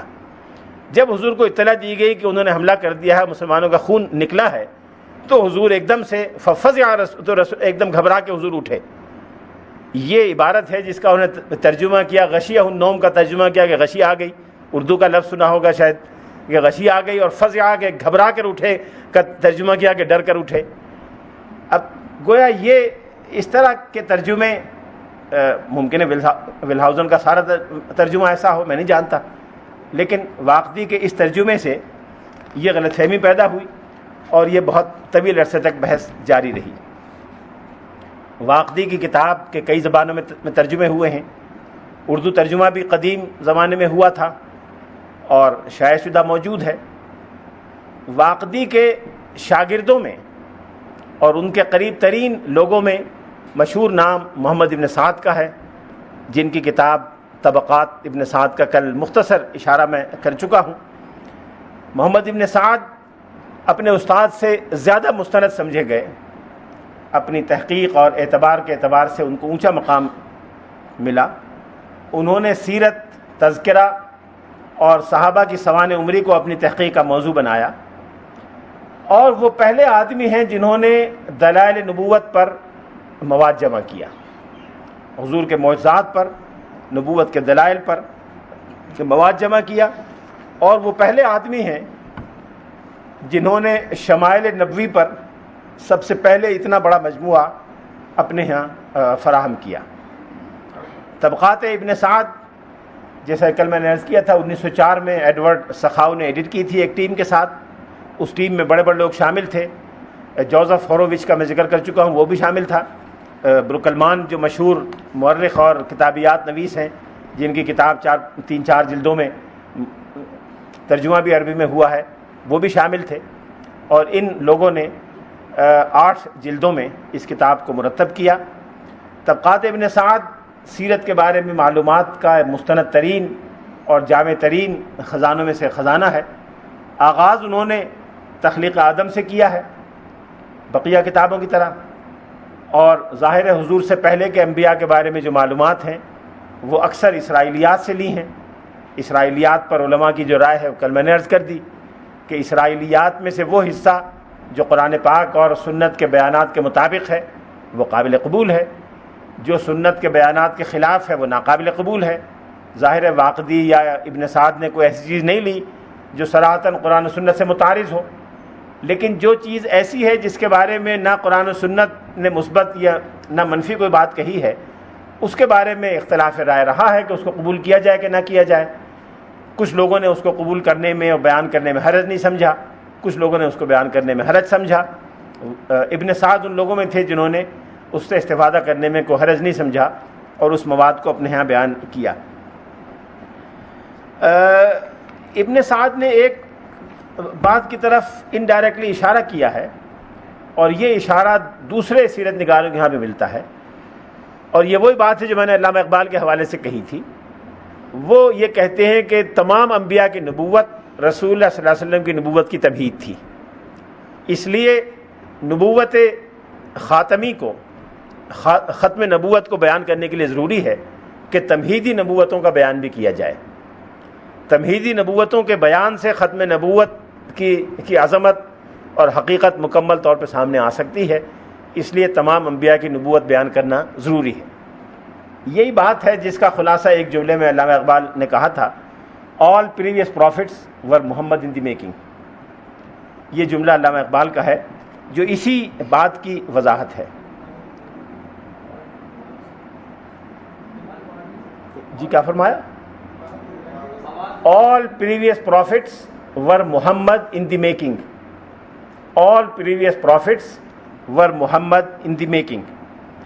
ابن سعد کے بارے میں ایک خاص بات یہ ہے کہ انہوں نے رسول اللہ صلی اللہ علیہ وسلم کے فرامین، وثائق اور احکام کا بڑا مجموعہ اپنی کتاب میں بیان کیا ہے۔ یہ مجموعہ دراصل ان کے استاد واقدی نے جمع کیا تھا، اور ان کا بیان ہے کہ میں نے اپنے استاد واقدی سے یہ فرامین لیے ہیں، اور واقدی نے جہاں جہاں سے ان کی نقل لی، اصل کو پہلے دیکھ کر اصل سے نقل لی، اور یہ اصل فرامین سارے کے سارے واقدی نے خود دیکھے تھے، اور جب ان کی نقلیں انہوں نے لی تھی۔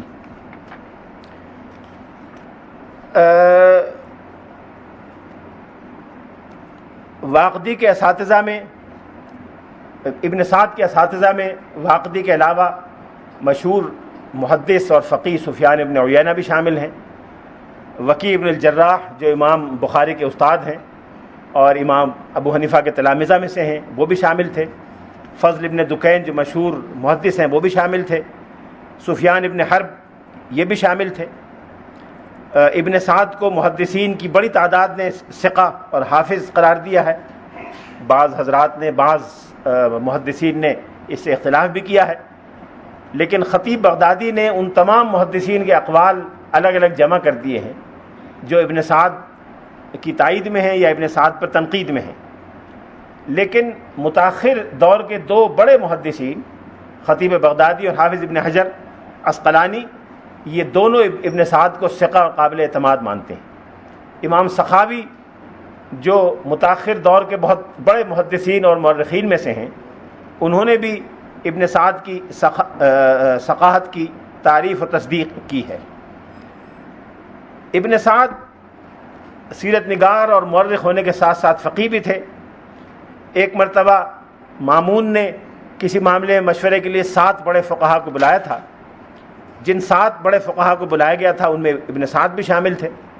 ابن سعد فقیہ اور مورخ ہونے کے ساتھ ساتھ قراءت میں بھی درک رکھتے تھے، علم انصاب سے بھی ان کو واقفیت تھی، اور انصاب اس زمانے میں تاریخ کا ایک حصہ تھا۔ انصاب کو جانے بغیر تاریخ سے واقفیت بڑی دشوار ہوتی تھی۔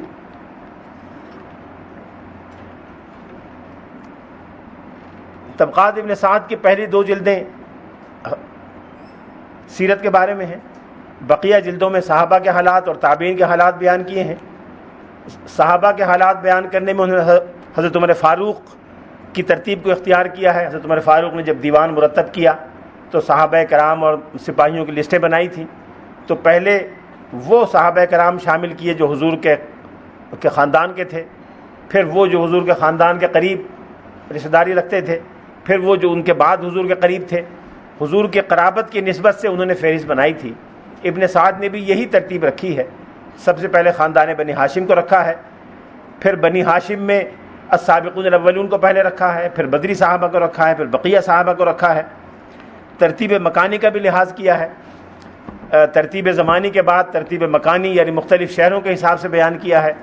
جب صحابی کا ذکر پہلی مرتبہ آتا ہے تو تفصیل سے بیان کر دیتے ہیں، جب کہیں اور کسی شہر کے حوالے سے آتا ہے تو اشارہ کر دیتے ہیں کہ میں پہلے فلاں جگہ بیان کر چکا ہوں۔ طبقات ابن سعد ہر دور میں مستند ترین ماخذ سمجھی گئی۔ بعد میں جن لوگوں نے صحابہ کرام کے تذکرے پر کتابیں لکھیں یا اسلامی تاریخ پر کتابیں لکھیں، انہوں نے سب نے ابن سعد سے استفادہ کیا۔ کل میں نے صحابہ کرام کے بارے میں 3 بڑی کتابوں کا ذکر کیا تھا، ان میں سے 2 کتابیں ابن سعد سے استفادہ کر کے لکھی گئی ہیں، بقیہ ماخذ کے علاوہ ابن سعد سے بھی استفادہ کیا ہے۔ ان میں سے ایک ابن اسیر ہیں جن کی کتاب اسد الغابہ، اور حافظ ابن حجر جن کی کتاب الاصابہ۔ ان کے علاوہ بھی بقیہ محدثین اور مورخین ابن کثیر، ذہبی اور ابن عساکر جن کی تاریخ دمشق کا کل ذکر آیا تھا، ان سب حضرات نے ابن سعد سے استفادہ کیا ہے۔ ابن سعد کے بعد جو سب سے نمایاں نام ہے سیرت نگاروں میں، وہ ابن ہشام کا ہے۔ ابو محمد عبد الملک ابن ہشام یمن کے رہنے والے تھے اور ایک واسطے سے ابن اسحاق کے شاگرد ہیں۔ عجیب بات ہے کہ بنیادی کام ابن اسحاق نے کیا۔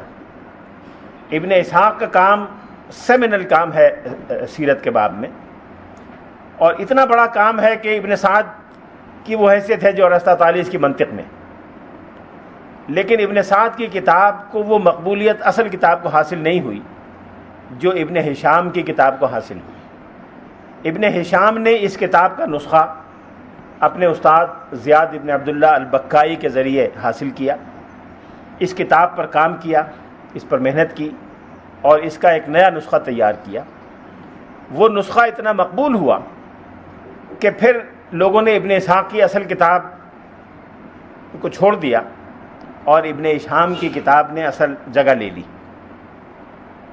یہ ابن ہشام جنہوں نے اتنا غیر معمولی کام کیا تھا کہ آج سیرت پر مستند ترین، قدیم ترین اور جامع ترین کتاب انہی کی ہے، یہ اپنے زمانے کے ایک بہت بڑے محدث بھی تھے، فقیہ بھی تھے، مورخ بھی تھے اور ادیب اور شاعر بھی تھے۔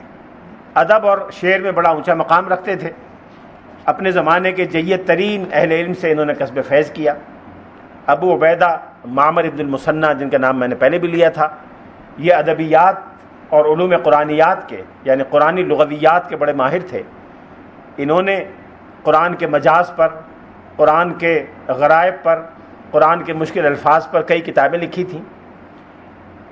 ابو عبیدہ کا درجہ اتنا ہے کہ امام بخاری نے ان کی کتاب کا بیشتر مواد اپنی کتاب میں صحیح بخاری میں شامل کر لیا ہے۔ امام بخاری جہاں کسی مشکل حدیث کے مشکل لفظ کے معنی بیان کرتے ہیں، یا کسی آیت کی تشریح کرتے ہیں، یا کوئی اور ایسی بات بتاتے ہیں جس کا تعلق لغت اور ادب سے ہو، تو ابو عبیدہ کی کتاب کا حوالہ دیتے ہیں۔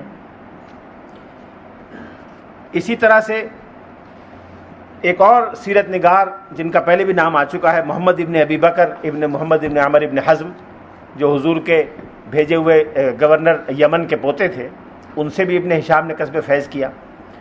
ابن ہشام کے اپنے والد اور دادا بھی صاحب علم تھے، تاریخ کا ذوق رکھتے تھے، یقیناً تاریخ کا ذوق ان کو باپ اور دادا سے ملا ہوگا۔ انہوں نے سیرت ابن اسحاق کا تفصیل سے جائزہ لیا اور اس کا تنقیدی مطالعہ کیا۔ سیرت ابن اسحاق کے بارے میں نے عرض کیا تھا کہ اس میں بڑے بڑے حصے تین تھے۔ ایک کا عنوان تھا کتاب المبتدا، جو حضرت آدم سے لے کر حضور علیہ السلام کی ولادت تک کے حالات پر محیط تھی۔ دوسرا حصہ تھا المبعث، جس میں حضور کی پیدائش سے لے کر اور ہجرت تک کے واقعات تھے۔ اور تیسرا تھا المغازی، جس میں مدینہ منورہ کے دوران قیام، ہجرت سے لے کر اور وفات تک کے واقعات تھے۔ اس میں ابن اسحاق نے وہ تمام معلومات جو ان کو مختلف ذرائع سے ملی تھیں وہ جمع کر دی تھی۔ یقیناً یہ کتاب بہت ضخیم ہوگی، ہم نہیں کہہ سکتے کتنی ضخیم تھی، اب اس کا ایک جزوی طور پر اس کا ایک حصہ ملا ہے، وہ شائع ہوا ہے، لیکن وہ اس کا ایک حصہ ہے۔ اصل کتاب ہم تک نہیں پہنچی اور ضائع ہو گئی، لیکن کئی سو سال تک متداول رہی، بہت سے اہل علم کو حاصل تھی، انہوں نے اس کے حوالے دیے ہیں۔ غالباً ایسا معلوم ہوتا ہے کہ سقوط بغداد کے موقع پر جب بہت سے کتب خانے جلائے گئے یا کتب خانوں کو ضائع کر کے دریاؤں میں پھینکا گیا، اس میں جہاں اور لاکھوں کتابیں ضائع ہوئیں، ابن اسحاق کی کتاب بھی شاید اسی زمانے میں ضائع ہو گئی۔ ابن ہشام نے اس کتاب کا جائزہ لیا اور اس کا ایک نیا نسخہ تیار کیا۔ پہلا کام تو انہوں نے یہ کیا کہ المبتدا کے نام سے جو پہلی جلد تھی وہ نکال دی۔ ابن ہشام نے خود مقدمے میں لکھا ہے کہ ابن اسحاق نے بہت سی ایسی چیزیں بیان کر دی تھی جن کا تعلق براہ راست حضور کی سیرت پاک سے نہیں تھا۔ اب سابقہ انبیاء میں حضرت موسیٰ علیہ السلام کے بعد کون کون سے نبی آئے بنی اسرائیل میں، ان کی زندگی کیسی تھی، کیا تھا، یہ انہوں نے یہودی عیسائی مآخذ سے لے کے بیان کیا تھا۔ اس کا براہ راست حضور کی سیرت کو سمجھنے سے کوئی تعلق نہیں تھا۔ پھر یہ ساری اسرائیلیات تھیں جن کے مستند اور غیر مستند ہونے کے بارے میں ایک سوال بنیادی موجود ہمیشہ رہا ہے، اس لیے اس کو بیان کرنے کی ضرورت نہیں، انہوں نے حذف کر دیا۔ اختصار کے ساتھ ایک دو صفحے میں اس کا خلاصہ دے دیا کہ بقیہ انبیاء میں کون کون تھے۔ پھر حضرت ابراہیم علیہ السلام سے لے کر حضرت اسماعیل تک اور حضور کے جد امجد معاذ بن عدنان تک کے چند صفحے میں تلخیص دے دی۔ اس لیے اس پوری جلد کو انہوں نے 6-8 صفحے میں ملخص کر کے اس کو نکال دیا۔ دوسرا کام ابن ہشام نے یہ کیا کہ ابن اسحاق نے جب معلومات جمع کی تو بہت سے اشعار اور قصائد بھی بیان کیے۔ یہ قصائد وہ تھے جو مختلف جنگوں اور معرکوں کے موقع پر مختلف شعراء نے لکھے تھے۔ میں نے بتایا تھا کہ ہر قبیلے کا ایک شاعر ہوتا تھا۔ شعراء اپنے قبیلے کے کارناموں کو قصائد میں بیان کیا کرتے تھے، دوسرے قبیلوں کی کمزوریاں اور معائب اور مصالب کو بیان کیا کرتے تھے، اور یہ سارا ذخیرہ براہ راست سیرت سے متعلق تو نہیں تھا لیکن سیرت کے دوران وجود میں آیا تھا، اس لیے ابن اسحاق نے ان سب کو بھی شامل کیا تھا۔ ابن اسحاق خود ادیب یا شاعر نہیں تھے، اس لیے ان کو یہ اندازہ نہیں ہوا کہ کون سے اشعار حقیقی ہیں، کون سے محض منسوب ہیں۔ بہت سے اشعار بعد میں ہی منسوب ہو گئے۔ بعض اوقات ہوتا ہے کہ جیسے ایک قصیدہ ہے یا غزل ہے، اس میں بہت سے لوگوں نے اپنے اپنے شعر لگائے، ہر ایک نے اس میں تک بندی کی، اصل شاعر نے شاید 5 شعروں کی غزل کہی ہوگی، ہوتے ہوتے وہ 20 شعر ہو گئے، 25 شعر ہو گئے۔ اب اساتذہ ماہرین فن کو اندازہ ہو جاتا ہے، یہ اندازہ ابن اسحاق کو نہیں ہوا، انہوں نے جو سنا وہ اپنی کتاب میں لکھ دیا۔ ابن ہشام خود بڑے ادیب اور نحوی تھے اور علم و ادب کے استاد تھے، بڑے بڑے اساتذہ سے، ابو عبیدہ جیسے اساتذہ سے کسب فیض کیا تھا، خلف الاحمر جیسے ماہر شعریات کے ساتھ وقت گزارا تھا۔ انہوں نے ان شعروں کو جو ان کے خیال میں مستند نہیں تھے نکال دیا۔ اس کے ساتھ ساتھ ابن ہشام نے ایک کام اور کیا کہ ایسے اشعار یا ایسے قصائد جن سے بعد میں چل کر کوئی بدمزگی پیدا ہو سکتی تھی وہ اشعار بھی نکال دیے. مثال کے طور پر غزوہ بدر میں قریش کی طرف سے اکرمہ ابن ابی جہل بھی لڑنے کے لیے آئے تھے. اکرمہ ابن ابی جہل بعد میں مسلمان ہوئے اور صحابہ کرام میں بڑا نمایاں مقام ان کو ملا. بہت سے فتوحات میں شریک رہے, بہت سے علاقے انہوں نے فتح کیے بعد کے ادوار میں. حضور علیہ الصلوۃ والسلام کو جب اطلاع ملی کہ اکرمہ اسلام قبول کرنے آ رہے ہیں تو رسول اللہ صلی اللہ علیہ وسلم نے صحابہ کو جمع کیا اور کہا کہ اکرمہ ابن ابی جہل اسلام قبول کرنے آ رہے ہیں, ان کی موجودگی میں کوئی شخص ان کے باپ کو برا نہ کہے. یہ اس دشمن اسلام کے بارے میں حضور فرما رہے ہیں جس کے بارے میں آپ نے فرمایا تھا کہ یہ اس امت کا فرعون تھا. کوئی شخص اکرمہ کے سامنے ان کے باپ کی برائی نہ کرے. اب ابن ہشام نے کہا کہ اگر اس زمانے کے قصائد جس میں اکرمہ نے اسلام کے خلاف اپنے جذبات کا اظہار کیا ہے آج میں بیان کروں گا, بدمزگی پیدا ہوگی. ابن صحابہ کرام کی اولادوں میں جو بدریین کی اولاد ہے وہ اکرمہ کی اولاد پر تنقید کرے گی, وہ جواب دے گی تو ایک بدمزگی پیدا ہوگی, اس لیے میں نے وہ اشعار حذف کر دیے. اب یہ اچھی بات ہے, ممکن ہے کسی کو اس سے اختلاف ہو, لیکن ابن ہشام کا جذبہ میرے خیال میں اچھا تھا. ایک دو جگہ ایسا ہوا کہ ابن ہشام نے کہا کہ بعض اشعار ثقافت سے گرے ہوئے تھے, غیر معیاری تھے, میں نے حذف کر دیے. غیر معیاری اشعار سے مراد یعنی کسی پر ایسا کوئی حملہ یا اخلاقی طور پر کسی پر ایسی کوئی زک لگانا جو بیان کرنا مناسب نہ ہو. شاعرانہ زور میں بعض صحابہ نے بیان کر دیے, وہ اشعار ابن ہشام نے حذف کر دیے.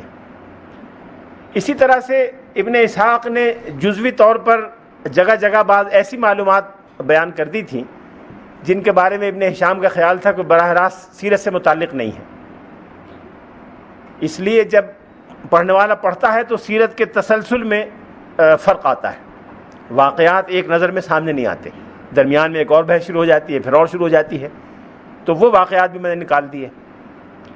پھر ابن ہشام نے اس کے ساتھ ساتھ بعض جگہ حواشی کا اور اپنے فٹ نوٹس کا اضافہ کیا. فٹ نوٹس وہ کتاب کے نیچے نہیں ہیں, متن میں ہی ہیں, لیکن اندازہ ہو جاتا ہے, اس میں لکھا ہے قال ابن ہشام, پتہ چل جاتا ہے کہ یہاں ابن ہشام کا اضافہ ہے. جہاں کوئی مشکل لفظ آیا ہے اس کی ابن ہشام نے تشریح کر دی ہے. کوئی شعر یا قصیدہ ہے اس کا شعری طور پہ مقام و مرتبہ کیا ہے اس پہ کمنٹ کر دیا ہے. کہیں کوئی اشعار غلط کسی کی طرف منسوب ہو گئے تو ابن ہشام نے ذکر کر دیا کہ یہ اشعار فلاں کے نہیں بلکہ فلاں کے ہیں.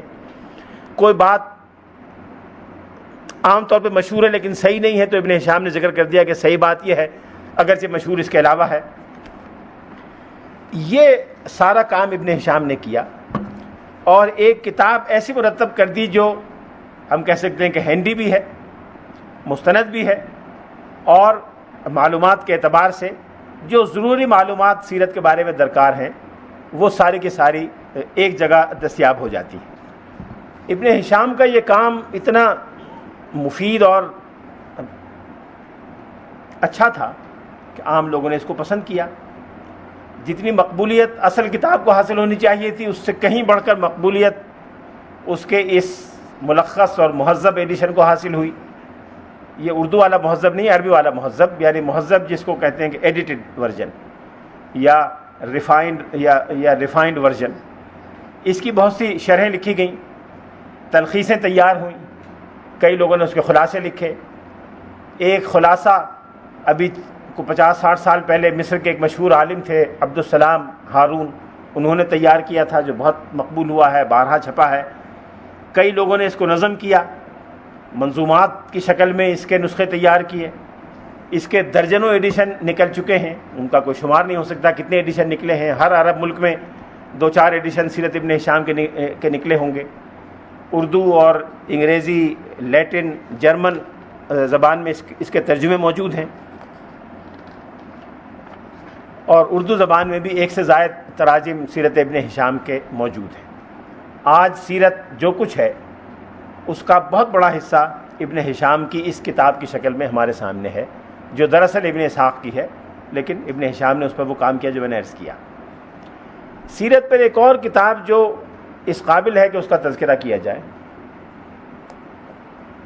ویسے تو ہر کتاب اس قابل ہے کہ اس کا تذکرہ ہو, لیکن بعض خاص اوصاف کی وجہ سے یہ وہ کتاب ہے جو میں شاید پرسوں اشارہ کیا تھا اسپین میں تیار ہوئی، اسپین میں لکھی گئی، اور ایک ایسی شخصیت نے لکھی جو اپنی نوعیت کی منفرد شخصیت ہے اسلامی تاریخ میں۔ آپ نے سنا ہوگا کہ 4 فقہی مسالک تو مشہور اہل سنت کے ہیں، حنفی، شافعی، مالکی، حنبلی۔ ایک فقہ جعفری ہے شیعہ حضرات کا، ایک فقہ زیدی ہے جو شیعوں کی ایک اور شاخ ہے، ایک فقہ عباضی ہے جو خوارج کی ایک شاخ ہے، ایک 8ویں فقہ اور ہے جو عملاً اس وقت دنیا میں کہیں باقاعدہ سرکاری طور پہ موجود نہیں ہے، لیکن اکا دکا لوگ اس کے خیالات کا اظہار کرنے والے موجود ہیں۔ یہ فقہ ظاہری کہلاتی ہے۔ فقہ ظاہری دراصل داؤد ابن سلیمان ایک فقیہ تھے 3 صدی ہجری میں، یہ ان سے منسوب ہے، اور ان کی فقہ کی بنیادی طور پر 2 قواعد پر ہے، 2 اصولوں پر ہے۔ ایک تو وہ قرآن پاک اور سنت کے ظاہری الفاظ کو لیتے ہیں اور اس کے کسی مجازی معنی کو قبول کرنے کے قائل نہیں ہیں۔ وہ کہتے ہیں قرآن پاک اور حدیث میں جو لفظ آیا ہے اس کا جو لٹرل ڈکشنری میننگ ہے اس کے حساب سے اس کا مفہوم بیان کیا جائے گا، اس کے علاوہ کوئی اور تعبیر قابل قبول نہیں ہوگی۔ دوسرے، وہ کسی قسم کی قیاس یا انالوجیکل ریزننگ کو قبول نہیں کرتے، جو لفظ حدیث میں آیا ہے یا قرآن میں آیا ہے جس طرح آیا ہے اس حد تک عمل کیا جائے گا، اور بقیہ کسی انسانی کاوش کو یا عقل یا فہم کو اس میں دخل دینے کی اجازت نہیں ہے۔ یہ مسلک ان کے زمانے میں خاصا مقبول ہوا، داؤد ابن سلیمان ظاہری کے زمانے میں، لیکن چونکہ ان کے تلامذہ کی کوئی خاص بڑی تعداد نہیں تھی، انہوں نے خود کوئی کتاب نہیں لکھی، اس لیے یہ مسلک زیادہ مقبول نہیں ہوا۔ داؤد ابن سلیمان ظاہری کے انتقال کے کوئی 150-200 سال بعد اسپین میں ایک صاحب علم پیدا ہوئے، ابو محمد علی ابن احمد ابن حزم، علی ابن احمد ابن حزم، لیکن ابن حزم کے نام سے مشہور ہے۔ ابو محمد کنیت ہے، ابن حزم ان کا مشہور نام ہے۔ یہ قرطبہ کے رہنے والے تھے، قرطبہ میں پیدا ہوئے، 4 صدی ہجری کے اواخر کی پیدائش ہے، 5ویں صدی ہجری کے وسط میں ان کا انتقال ہوا۔ یہ کئی اعتبار سے انتہائی غیر معمولی انسان تھے۔ حافظے کے اعتبار سے شاید دنیا اسلام کی تاریخ میں چند جو ممیز ترین لوگ ہوئے ان میں سے ایک بتائے جاتے ہیں۔ اپنے زمانے میں ان کے والد بھی وزیر تھے قرطبہ کی کسی حکومت میں، یہ بھی وزیر رہے، ان کا خاندان مختلف سرکاری عہدوں پر رہا، لیکن ایک مرحلہ آیا کہ تمام سیاسی انتظامی ذمہ داریاں چھوڑ کر یہ علم کے لیے وقف ہو گئے، اور انہوں نے کئی کتابیں لکھی، اور جو کتاب لکھی وہ اپنے فن پر بہت اچھے اونچے درجے کی کتاب ہے۔ ان میں جو چیز بڑی نمایاں ہے وہ ان کے قلم کی تیزی اور زبان کی شدت۔ اگر کوئی شخص ان کی رائے سے اختلاف کرے یا کرنے کی جرت کرے پھر ان کا قلم اس کو معاف نہیں کرتا تھا۔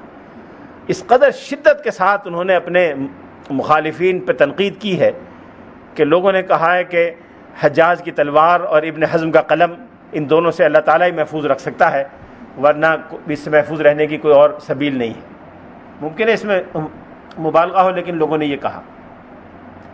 ان کی ایک کتاب جو کافی ضخیم ہے، المحلہ، 12-15 جلدوں میں ہے، فقہ ظاہری پر بنیادی کتاب میں شمار ہوتی ہے۔ ایک انہوں نے اصول فقہ پہ کتاب لکھی تھی، الاحکام فی اصول الاحکام، جو 7 جلدوں میں ہے، اور اس میں انہوں نے بڑے دلائل سے یہ ثابت کرنے کی کوشش کی کہ نہ قرآن پاک اور سنت کی لٹرل تعبیر کے علاوہ کوئی تعبیر قابل قبول ہو سکتی ہے، اور نہ قیاس کی بنیاد پر کوئی حکم قابل قبول ہو سکتا ہے۔ اور اس کے اب قیاس کو نہ ماننے اور لٹرل تعبیر کے جو نتائج ہیں وہ ان کے سامنے ہیں۔ بہت سے احکام ان کے ایسے ہیں کہ آج بہت اجنبی اور اوپرے معلوم ہوتے ہیں، لیکن اس گفتگو میں جائیں گے تو بات بڑی لمبی ہو جائے گی۔ انہوں نے سیرت سے ریلیونٹ 2 کام کیے۔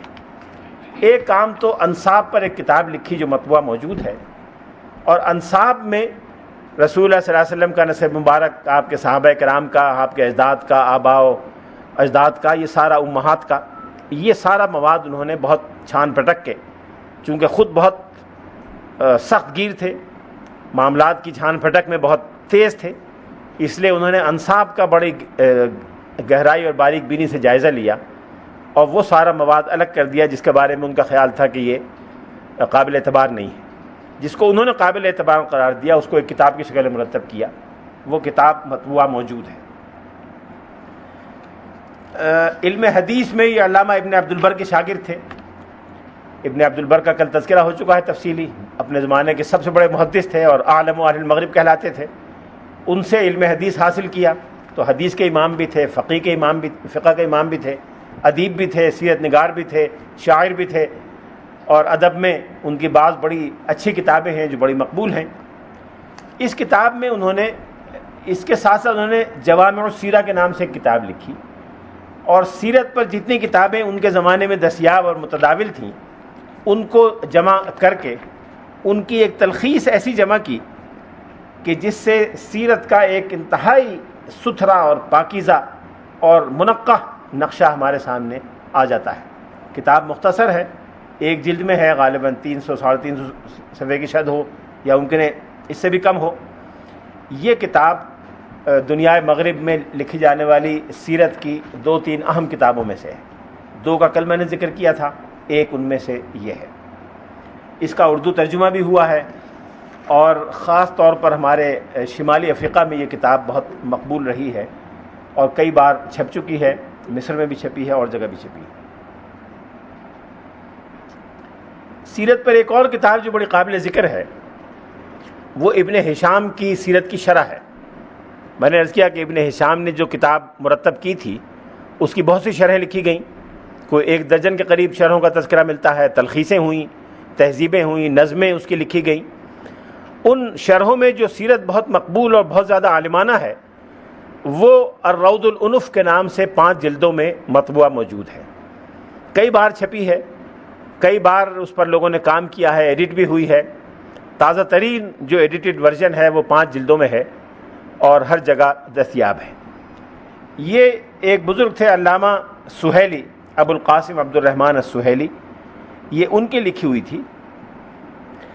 انہوں نے اس پر جو کام کیا، سب سے پہلے تو خاص طور پہ جو قصائد تھے اس کے مشکل الفاظ کی شرح لکھی، جہاں جہاں مشکل الفاظ آئے ان کو بیان کیا، جہاں وہ کسی خاص نقطے کی طرف توجہ دلانا چاہتے ہیں اس نقطے کی طرف توجہ دلائی گئی، جہاں انہوں نے محسوس کیا کہ ابن ہشام کی معلومات کو مزید سبسٹینشیٹ کرنے کی ضرورت ہے، مزید دلائل کے اضافے کی ضرورت ہے، اس کا اضافہ کر دیا، جہاں کوئی بات ابن ہشام کے یہاں نامکمل نظر آئی اس کی تکمیل کر دی۔ اور خاص طور پر ایک چیز جو انہوں نے اضافہ کی ہے وہ یہ کہ کسی واقعے سے کوئی نقطہ نکلتا ہے یا کوئی درس اس سے سامنے آتا ہے یا کوئی سبق ملتا ہے، اس کی طرف اشارہ کر دیا ہے۔ یہ وہ چیز ہے جس کو ہم آج کل کے اصطلاح میں فقہ السیرہ کہہ سکتے ہیں۔ فقہ السیرہ پر دور جدید میں سیرت کے عنوان سے میں انشاءاللہ بات کروں گا۔ فقہ السیرہ پر سب سے پہلے جو وقی اور عالمانہ اشارے ملتے ہیں وہ سہیلی کے یہاں الروض الانف میں ملتے ہیں۔ پھر خود الروض الانف کے مصنف ایک بڑے ادیب اور نحوی تھے، عربی قواعد ان کا خاص میدان تھا، اس لیے انہوں نے نحوی قواعد ضوابط پر بھی بات کی ہے۔ جس قصیدے کے کسی شعر سے کوئی نحوی بات نکلتی ہے، اصول نکلتا ہے، اس کا اشارہ کیا ہے۔ یہ علامہ سہیلی بھی اسپین کے رہنے والے تھے۔ اسپین میں ایک سرحدی شہر ہے جو میڈیٹرینین کے ساحل پر ہے، ملاقہ، وہاں کے رہنے والے تھے۔ تقوی، صلاح اور زہد و استغنا میں بڑی شہرت رکھتے تھے، لیکن عجیب بات ہے کہ اپنے بچپن میں، لڑکپن میں 17-18 سال کی عمر میں نابینا ہو گئے تھے، اور بعد میں جتنی کتابیں لکھی وہ انہوں نے ڈکٹیٹ کرائی، یقیناً یہ کتاب بھی انہوں نے املا کرائی ہوگی۔ یہ کتاب اس اعتبار سے بڑی مفید ہے کہ ابن ہشام کے کیے ہوئے کام کی اس سے تکمیل ہو جاتی ہے، اور ابن ہشام نے جہاں جہاں کوئی ایسی چیز بیان کی تھی جس کی مزید وضاحت کی ضرورت تھی یا کوئی ایسی مغلق چیز تھی جس کی شرح درکار تھی تو وہ علامہ سہیلی نے بیان کر دی ہے، اور ابن ہشام کی اس کتاب کو سمجھنا بہت آسان کر دیا ہے۔ علامہ سہیلی محدث بھی تھے، فقیہ بھی تھے، لغوی، نحوی، ادیب، ماہر انصاب اور مفسر اور مورخ بھی تھے۔ بہت سے لوگوں نے اس کی بھی شرحیں لکھی، اس کے حواشی لکھے، بعض لوگوں نے اس کی تلخیص کی، اور بعد میں آنے والے تقریباً ہر سیرت نگار نے اس سے استفادہ کیا۔ علامہ ابن قیم کی تحریروں میں اور تصنیفات میں جا بجا اس کے حوالے اور تذکرے ملتے ہیں۔ ایک اور کتاب وہ بھی اتفاق سے ایک اندلسی کی ہے، اسپین کے بزرگ تھے علامہ ابو الربیع سلیمان الاندلسی، ان کی کتاب ہے الاکتفاء کے نام سے مشہور ہے، الاکتفاء فی مغازی رسول اللہ والثلاثہ الخلفاء، یعنی حضور کے 3 خلفاء، سیدنا صدیق اکبر، سیدنا فاروق اعظم، سیدنا عثمان غنی، اور رسول اللہ صلی اللہ علیہ وسلم، ان کے دور میں جتنے مغازی ہوئے ان کا تذکرہ انہوں نے لکھا ہے۔ یہ خود جہاد میں شریک رہے ہیں۔ اسپین میں جب مسلمانوں کے خلاف جنگیں کی گئیں، عیسائیوں نے حملے کیے، تو ان میں سے بہت سی جنگوں میں یہ خود بھی شریک رہے، جہاد میں خود بھی حصہ لیا، محدث بھی تھے، علم حدیث پر کئی کتابوں کے مصنف ہیں۔ یہ کتاب انہوں نے کئی بنیادی ماخذ کو سامنے رکھ کر مرتب کی، جو قدیم ترین کتابیں ہیں، جس میں ابن اسحاق کے مغازی بھی تھے اور موسیٰ ابن عقبہ کی کتاب بھی تھی، یہ ان کے سامنے رہے ہیں، اور انہوں نے واقدی کی کتاب سے بھی استفادہ کیا، اور ان ساری کتابوں کو سامنے رکھ کر الاکتفاء کے نام سے یہ کتاب انہوں نے بیان کی۔ اس کا جو بنیادی وصف ہے وہ معلومات کی جامعیت، یعنی کنڈنس کرنا معلومات کو، ٹھوس معلومات فراہم کرنا، اور خاص بات اس کی یہ ہے کہ کئی ایسی کتابیں جو آج موجود نہیں ہیں، مثلا موسیٰ ابن عقبہ کی اصل کتاب موجود نہیں ہے، ابن اسحاق کی اصل کتاب کا بیشتر حصہ موجود نہیں ہے، ان دونوں کتابوں کے طویل اقتباسات ان کی کتاب میں مل جاتے ہیں۔ تو جن کتابوں کی مدد سے موسیٰ ابن عقبہ کی کتاب کا استخراج کیا گیا، ان میں یہ کتاب الاکتفاء بھی شامل ہے، جس میں اس کے حوالے دیے گئے۔ کتاب کا آغاز معاذ بن عدنان کے تذکرے سے ہوتا ہے، اور ولادت نبوی تک تقریباً 150 صفحے میں انہوں نے اس کتاب کو ان حقائق کو بیان کیا ہے۔ حضور کے اجداد اور خاندان کے بارے میں تفصیل دی ہے، پھر رسول اللہ صلی اللہ علیہ وسلم کے واقعات سیرت کے عام انداز کی طرح بیان کیے ہیں، اور دوسری جلد خاص طور پر مغازی اور فتوحات کے ساتھ مخصوص ہے۔ یہ مواد انہوں نے زبیر ابن بکار کی نسب قریش سے لیا ہے، جس کا پہلے تذکرہ ہو چکا ہے۔ ایک چیز جو بقیہ سیرتی کتابوں سے اس کو ممتاز کرتی ہے، وہ یہ ہے کہ زمانے جاہلیت میں مذہبی عقائد کون کون سے مروج تھے، عربوں میں مذہبی ثقافت کیا تھی، کن کن بتوں کی پوجا کی جاتی تھی، کس قبیلے میں کیا مذہبی رسوم رائج تھیں، ان کے بارے میں بڑی تفصیلی معلومات اس کتاب میں موجود ہیں۔ کتاب الاکتفاء کے بعد جس کتاب کا تذکرہ کرنا مقصود ہے، وہ نہ صرف ادبیات سیرت کی بلکہ شاید ادبیات اسلامی کی چند منفرد کتابوں میں سے ایک ہے۔ ادبیات سیرت میں تو وہ اپنی نوعیت کی واحد کتاب ہے، اس طرح کی کتاب کوئی اور موجود نہیں ہے۔ وہ ہے علامہ ابن قیم کی کتاب زاد المعاد فی ہدی خیر العباد۔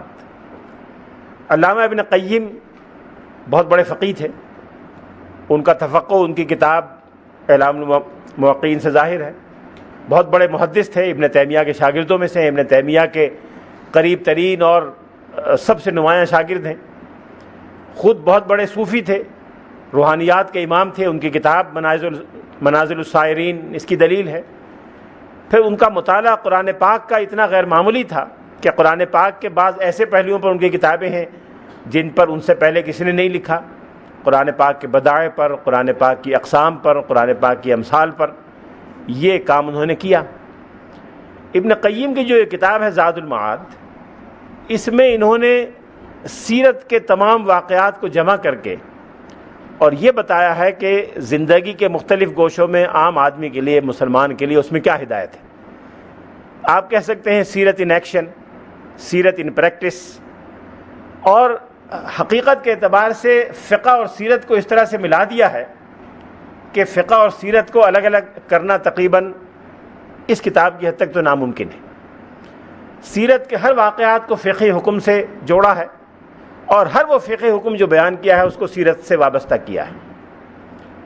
اس طرح فقہیات سیرت کی سب سے بڑی اور سب سے اونچی کتاب ہے۔ فقہیات سیرت پر اس سے بہتر کتاب اسلامی ادب میں موجود نہیں ہے۔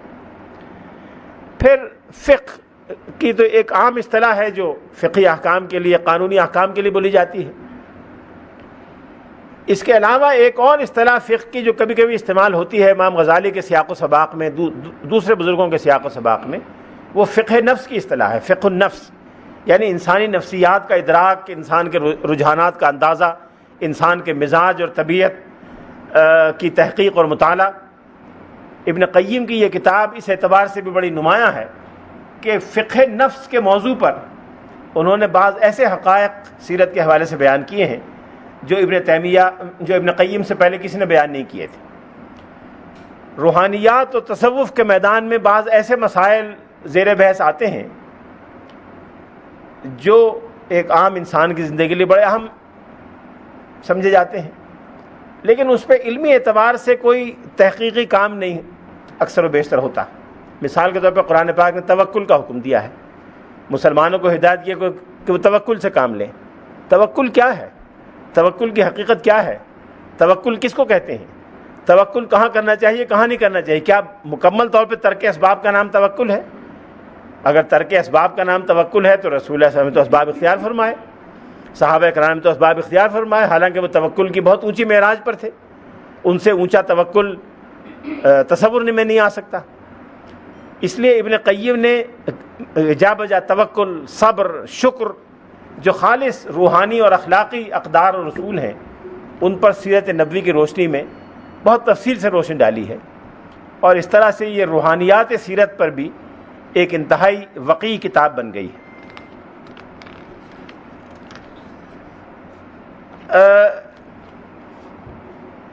یہ کتاب سیرت کے تمام ابواب پر محیط ہے، اور اسی طرح سے انسانی زندگی کے تمام ابواب سے بحث کرتی ہے، چونکہ اس کا بنیادی ہدف یہ ہے کہ عام انسان کو سیرت کے واقعات سے رہنمائی ملے۔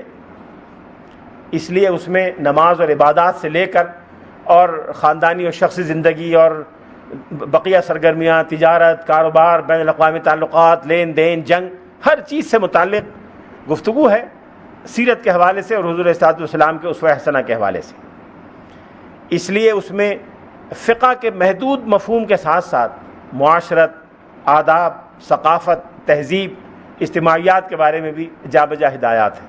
لوگ آپس میں ملیں تو اس میں سیرت کا طریقہ کار کیا ہے، لوگ آپس میں ایک دوسرے سے تعلق رکھیں تو سیرت کی روشنی میں کیا رہنمائی ملتی ہے۔ تو یہ فقہ سیرت کی کتاب بھی ہے، فقہ معاشرت بھی ہے، فقہ النفس بھی ہے، اور فقہ اپنے حقیقی معنی اور مفہوم بھی ہے۔ اس کتاب کو پڑھتے ہوئے ایسا لگتا ہے کہ یہ ایک سے عطشہ ہے جو ابن قیم نے تیار کیا ہے۔ اس میں سیرت کی پاکیزگی بھی ہے، سیرت پڑھتے ہوئے جو انسان محسوس کرتا ہے اپنے دل میں ایک لذت اور روحانی لطف، وہ تو ہے ہی ہے چونکہ سیرت کی کتاب ہے۔ اس میں حدیث کے فن کو پورے کے طور پہ انہوں نے شامل کر دیا ہے، حدیث کی جو ایکوریسی ہے وہ بھی پورے طور پہ جھلکتی ہے۔ خود بہت بڑے محدث ہیں، کسی لفظ کے بارے میں بھی یہ نہیں کہہ سکتے کہ غیر ذمہ دارانہ طور پہ استعمال کر لیا گیا ہے، محدثین کی مکمل احتیاط کا نمونہ ہے۔ پھر فقہ النفس اور فقہ المعاملات، فقہ العمل، ان میں سے ہر چیز کے بارے میں اس طرح سے توازن کے ساتھ ایک چیز بیان کی ہے کہ جس میں محدثین کی سی باریک بینی اور اہتمام صحت، فقہا کی سی جزرسی اور اعتنا بالتفاصیل، اور اصحاب سیر کا سا جذبہ حب رسول، یہ ساری چیزیں بیک وقت موجود ہیں۔ ایک گلدستہ ہے جس میں فقہ، سیرت، تصوف، ان سب کی شان اور ان سب کی خوشبو الگ الگ ملتی ہے۔ سیرت رسول اس کی بنیاد ہے، احادیث قولی اور فعلی سے اس کا تنا اور شاخیں نکلتی ہیں، فقہ اس کا ثمرہ ہے، تصوف اس کی خوشبو اور اس کے پھول ہیں۔ اس طرح سے ایک ایسا گلدستہ ہے جو سیرت کی کسی اور کتاب میں ہمیں نظر نہیں آتا۔ ابن قیم کو فقیہ کے طور پہ تو بہت سے لوگ جانتے ہیں کہ فقیہ تھے اور بہت متعمق اور متمکن فقیہ تھے، لیکن روحانیات کا اندازہ ان کی کم لوگوں کو ہے۔ مدارج السالکین ان کی کتاب ہے جو تصوف کے اعلیٰ ترین ادب میں شامل ہے۔ تصوف کی بنیادی کتابیں امام غزالی کے احیاء العلوم اور التعارف اور قوت القلوب اس درجے کی کتاب ہے۔ رسالہ قشیریہ، بذل کشف المحجوب، اس درجے کی جو 8-10 کتابیں ہیں ان میں اس کتاب کا شمار ہونا چاہیے۔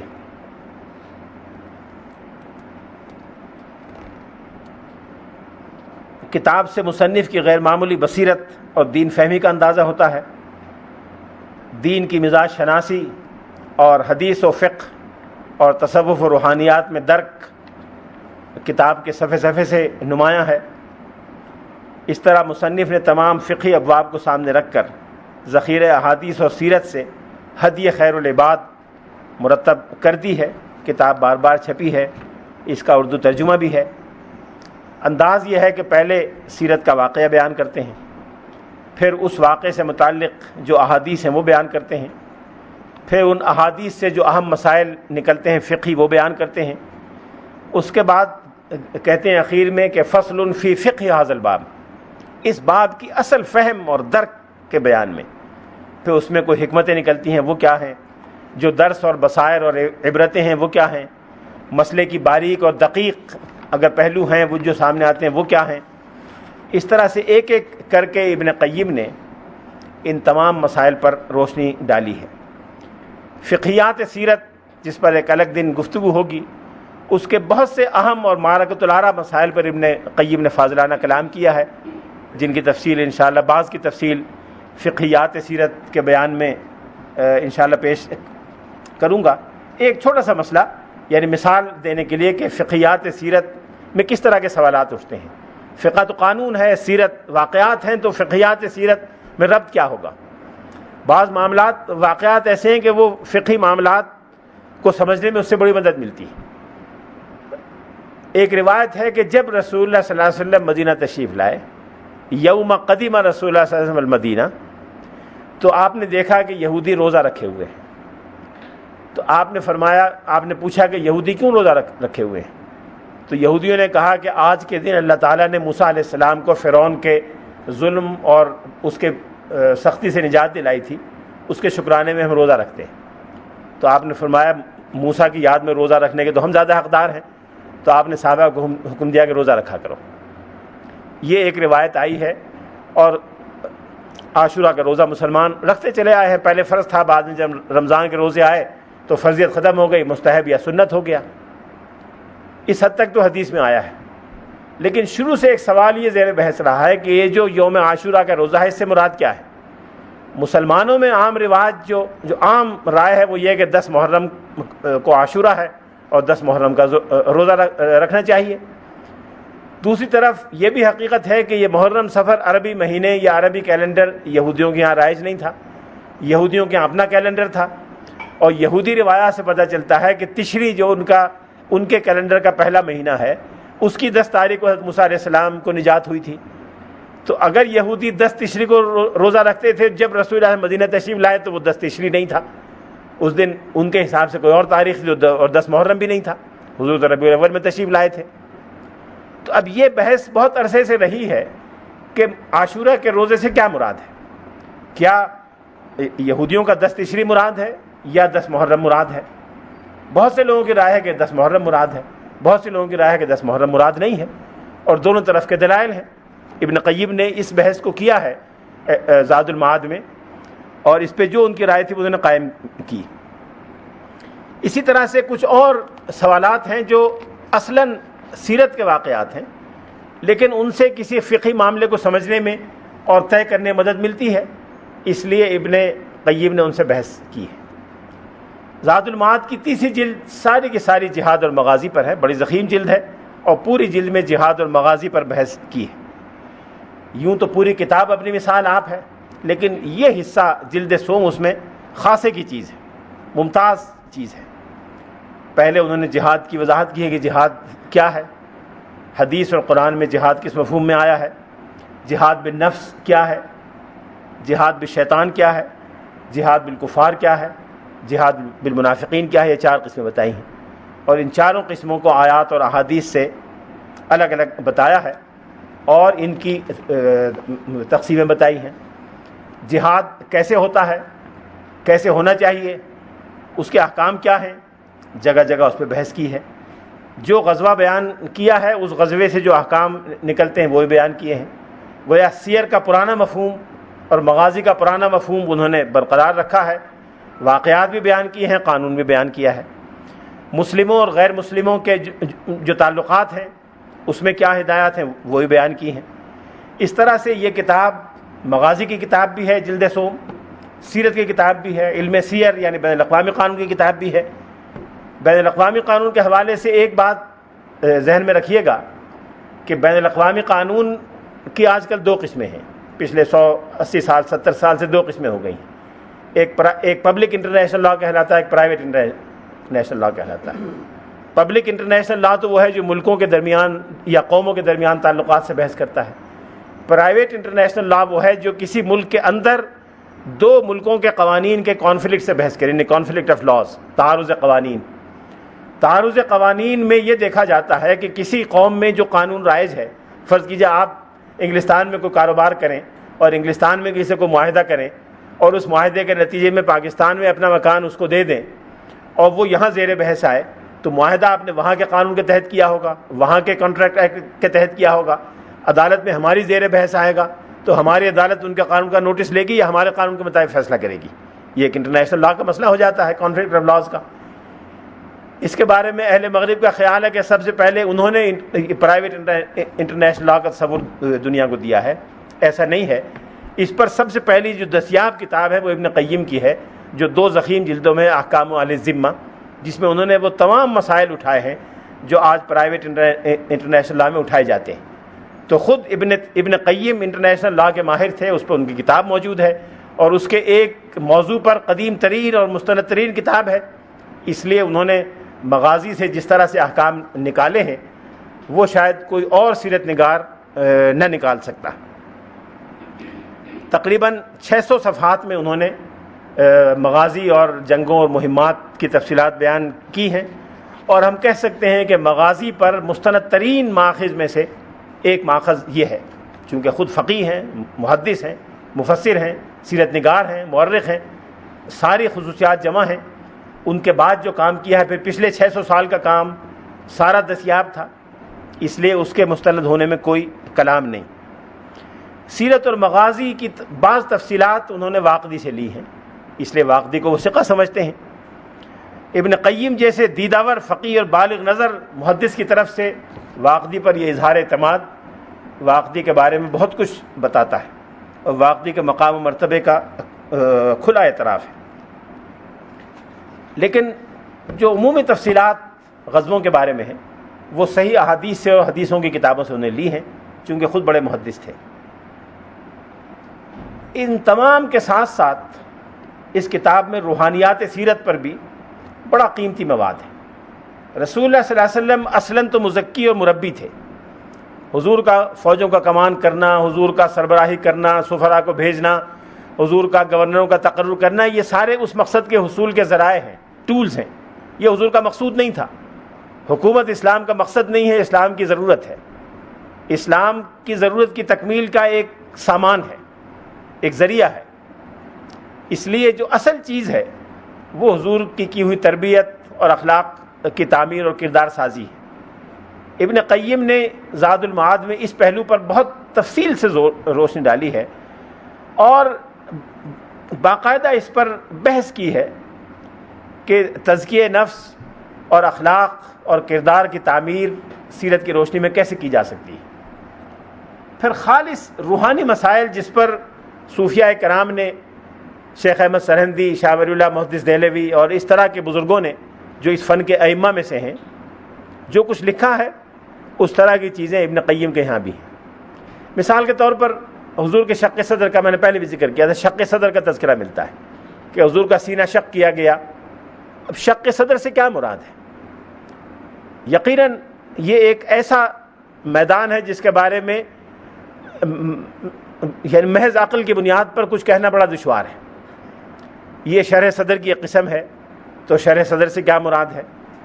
اس پر ابن قیم نے بہت تفصیل سے بحث کی ہے کہ شرح صدر سے کیا مراد ہے، اور یہ شق صدر کیسے ہوا، اس کے اسباب کیا تھے، اور کیسے اللہ تعالیٰ نے حضور کے سینے کو کھول دیا۔ الم نشرح لک صدرک، سینے کو کھولنے کی کیا شکل تھی، اسے بہت تفصیل سے میں بیان کروں گا تو وقت تنگ ہو جائے گا۔ اسی طرح سے بعض عبادات کے فوائد پر، روحانی پہلوؤں پر روشنی ڈالی ہے۔ ایک جگہ روزے کے روحانی فوائد پر بڑا نفیس کلام کیا ہے۔ یہ ساری چیزیں روحانیات سیرت کا ایک حصہ ہیں۔ اس میدان میں امام غزالی، شاہ ولی اللہ، مجدد الفسانی، یہ سب ابن قیم کے ہم پلہ ہیں۔ اور ان سب بزرگوں نے سیرت کے روحانی پہلو پر روشنی ڈالی ہے۔ آخری کتاب جس کا تذکرہ اختصار کے ساتھ کرنا چاہتا ہوں، پھر بعد میں ایک دو کتابوں کا صرف نام لوں گا، وہ پھر اسپین کی ہے۔ اتفاق سے میں نے جان بوجھ کے اسپین کی کتابیں منتخب نہیں کی، جو آ گئی اب نوٹ کر رہا ہوں کہ وہ سب اسپین کی ہیں۔ قاضی عیاض ایک بڑے مشہور بزرگ تھے اسپین کے، قاضی تھے وہاں، شریعت کے نفاذ میں انہوں نے حصہ لیا، مجاہد بھی تھے، جنگوں میں بھی حصہ لیا۔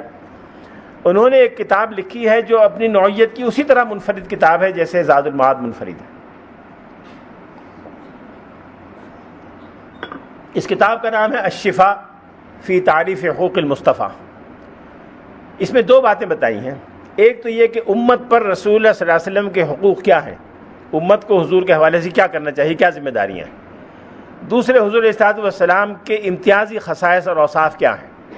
اس میں معجزات پر بھی بحث ہے، نبوت پر بھی بحث ہے، اور نبوت کی حقیقت اور معجزے کی حقیقت پر بھی بحث ہے، اور ایسے مسائل اٹھائے ہیں جن کا براہ راست سیرت کے واقعات سے یا تاریخی پہلو سے زیادہ تعلق نہیں ہے، بلکہ ان واقعات میں جو درس پنہاں ہیں، ان واقعات کے اندر جو سبق پوشیدہ ہے، ان عبرتوں اور دروس پر روشنی ڈالی۔ اور شروع میں ایک بات بڑی عجیب لکھی، وہ یہ لکھا کہ میں نے یہ کتاب کسی منکر یا دشمن کے لیے نہیں لکھی، لہٰذا میں کوئی عقلی دلیل نہیں دوں گا۔ یہ کتاب میں نے لکھی ہے ان محبان رسول کے لیے جو رسول اللہ صلی اللہ علیہ وسلم کی نبوت پر ایمان رکھتے ہیں، حضور کو خاتم النبیین مانتے ہیں، حضور کے معجزات کو تسلیم کرتے ہیں، ان کے شرح صدر اور اطمینان قلبی کے لیے لکھی ہے۔ کوئی منکر یا دشمن اس کتاب کو نہ تو دیکھے اور دیکھے تو اعتراض نہ کرے۔ ایسی چیزیں پہلے قدم پہ انہوں نے معاملہ صاف کر لیا۔ ان کے علاوہ دو کتابیں اور ہیں جو اس کی مستحق ہیں کہ اس پہ، بلکہ تین، کہ اس پہ تفصیل سے بات کی جائے، لیکن تفصیل کا وقت نہیں رہا۔ ایک سیرت حلبیہ کہلاتی ہے، ایک بزرگ تھے شیخ علی بن برہان الدین حلبی، حلب کے رہنے والے تھے۔ انہوں نے ایک کتاب لکھی تھی انسان العیون فی سیرت الامین المأمون۔ انسان کہتے ہیں آنکھ کی اس کالی پتلی کے درمیان جو دانہ ہوتا ہے، اس کو انسان کہتے ہیں۔ انسان فزیکل، اس کو بھی کہتے ہیں انسان کو، ہیومن بینگ کو، لیکن اس کو بھی عربی میں انسان کہتے ہیں۔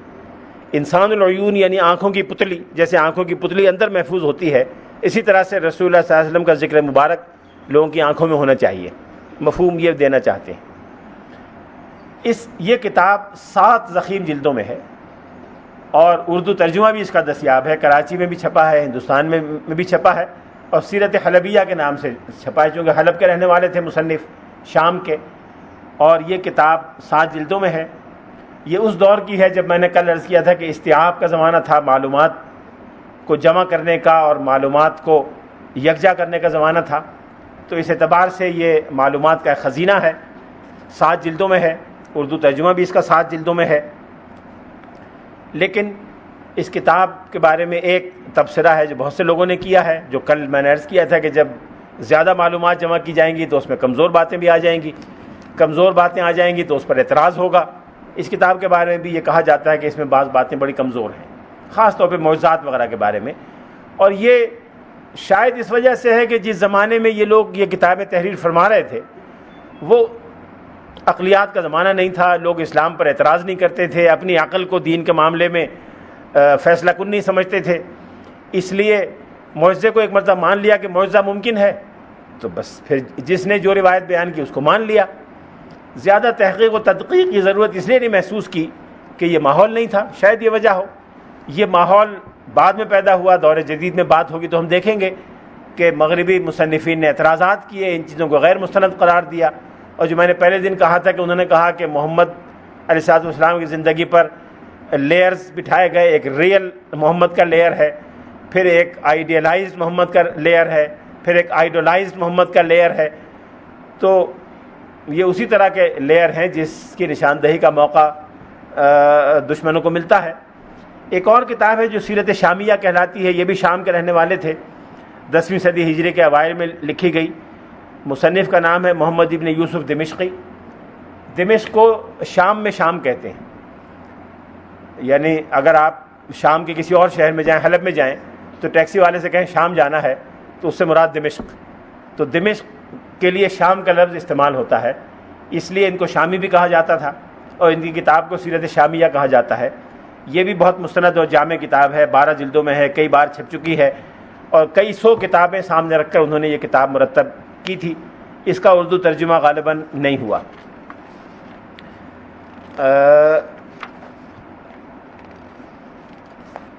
ایک آخری کتاب جس کا میں تذکرہ کر کے ختم کر دیتا ہوں، یہ ایک بڑے مشہور مصنف، مورخ، ادیب اور ماہر معاشیات تھے، مقریزی، تقی الدین مقریزی۔ ان کی بہت سی کتابیں ہیں، ان کی ایک کتاب ہے امتاع الاسماع، امتاع یا امتاع دونوں طرح پڑھا جا سکتا ہے، امتاع الاسماع، یہ 15 جلدوں میں ہے۔ رسول اللہ صلی اللہ علیہ وسلم، آپ کی اولاد، خاندان، ذریت، اس کے بارے میں ہے، 15 جلدوں میں لکھی ہے۔ یہ اب تک کی لکھی جانے والی، اس وقت تک کی لکھی جانے والی تمام کتابوں کا خلاصہ تھا۔ مقریزی وہ آدمی ہیں جنہوں نے وہ اصول دریافت کیا تھا جو انگریز اور مغربی لکھنے والے گریشم سے منسوب کرتے ہیں، گریشم لا۔ گریشم لا ایک معاشیات کا قانون ہے جس میں یہ بتایا جاتا ہے کہ جو اصلی سکہ ہے وہ نکل جاتا ہے، جعلی سکہ اس کو شکست دے دیتا ہے، جعلی سکہ اصلی سکے کو شکست دے دیتا ہے۔ یہ لا گریشم کا نہیں ہے، یہ مقریزی کا ہے، اور مقریزی نے پہلی مرتبہ بیان کیا تھا۔ ماہر معاشیات بھی تھے، مورخ بھی تھے، ادیب بھی تھے۔ ان کی کتاب امتاع الاسماع ابھی 15 جلدوں میں چھپی ہے۔ 15ویں جلد انڈیکسز پر مشتمل ہے، فہرستیں ہیں، اور 14 جلدیں اصل کتاب ہیں۔ اور حضور کے بارے میں جتنی کتابیں ان تک پہنچی تھی وہ ساری کی ساری انہوں نے اپنے سامنے رکھیں، استفادہ کیا۔ مقریزی بھی اسپین کے رہنے والے تھے، ان کا تعلق بھی اسپین سے تھا۔ وآخر دعوانا ان الحمدللہ رب العالمین۔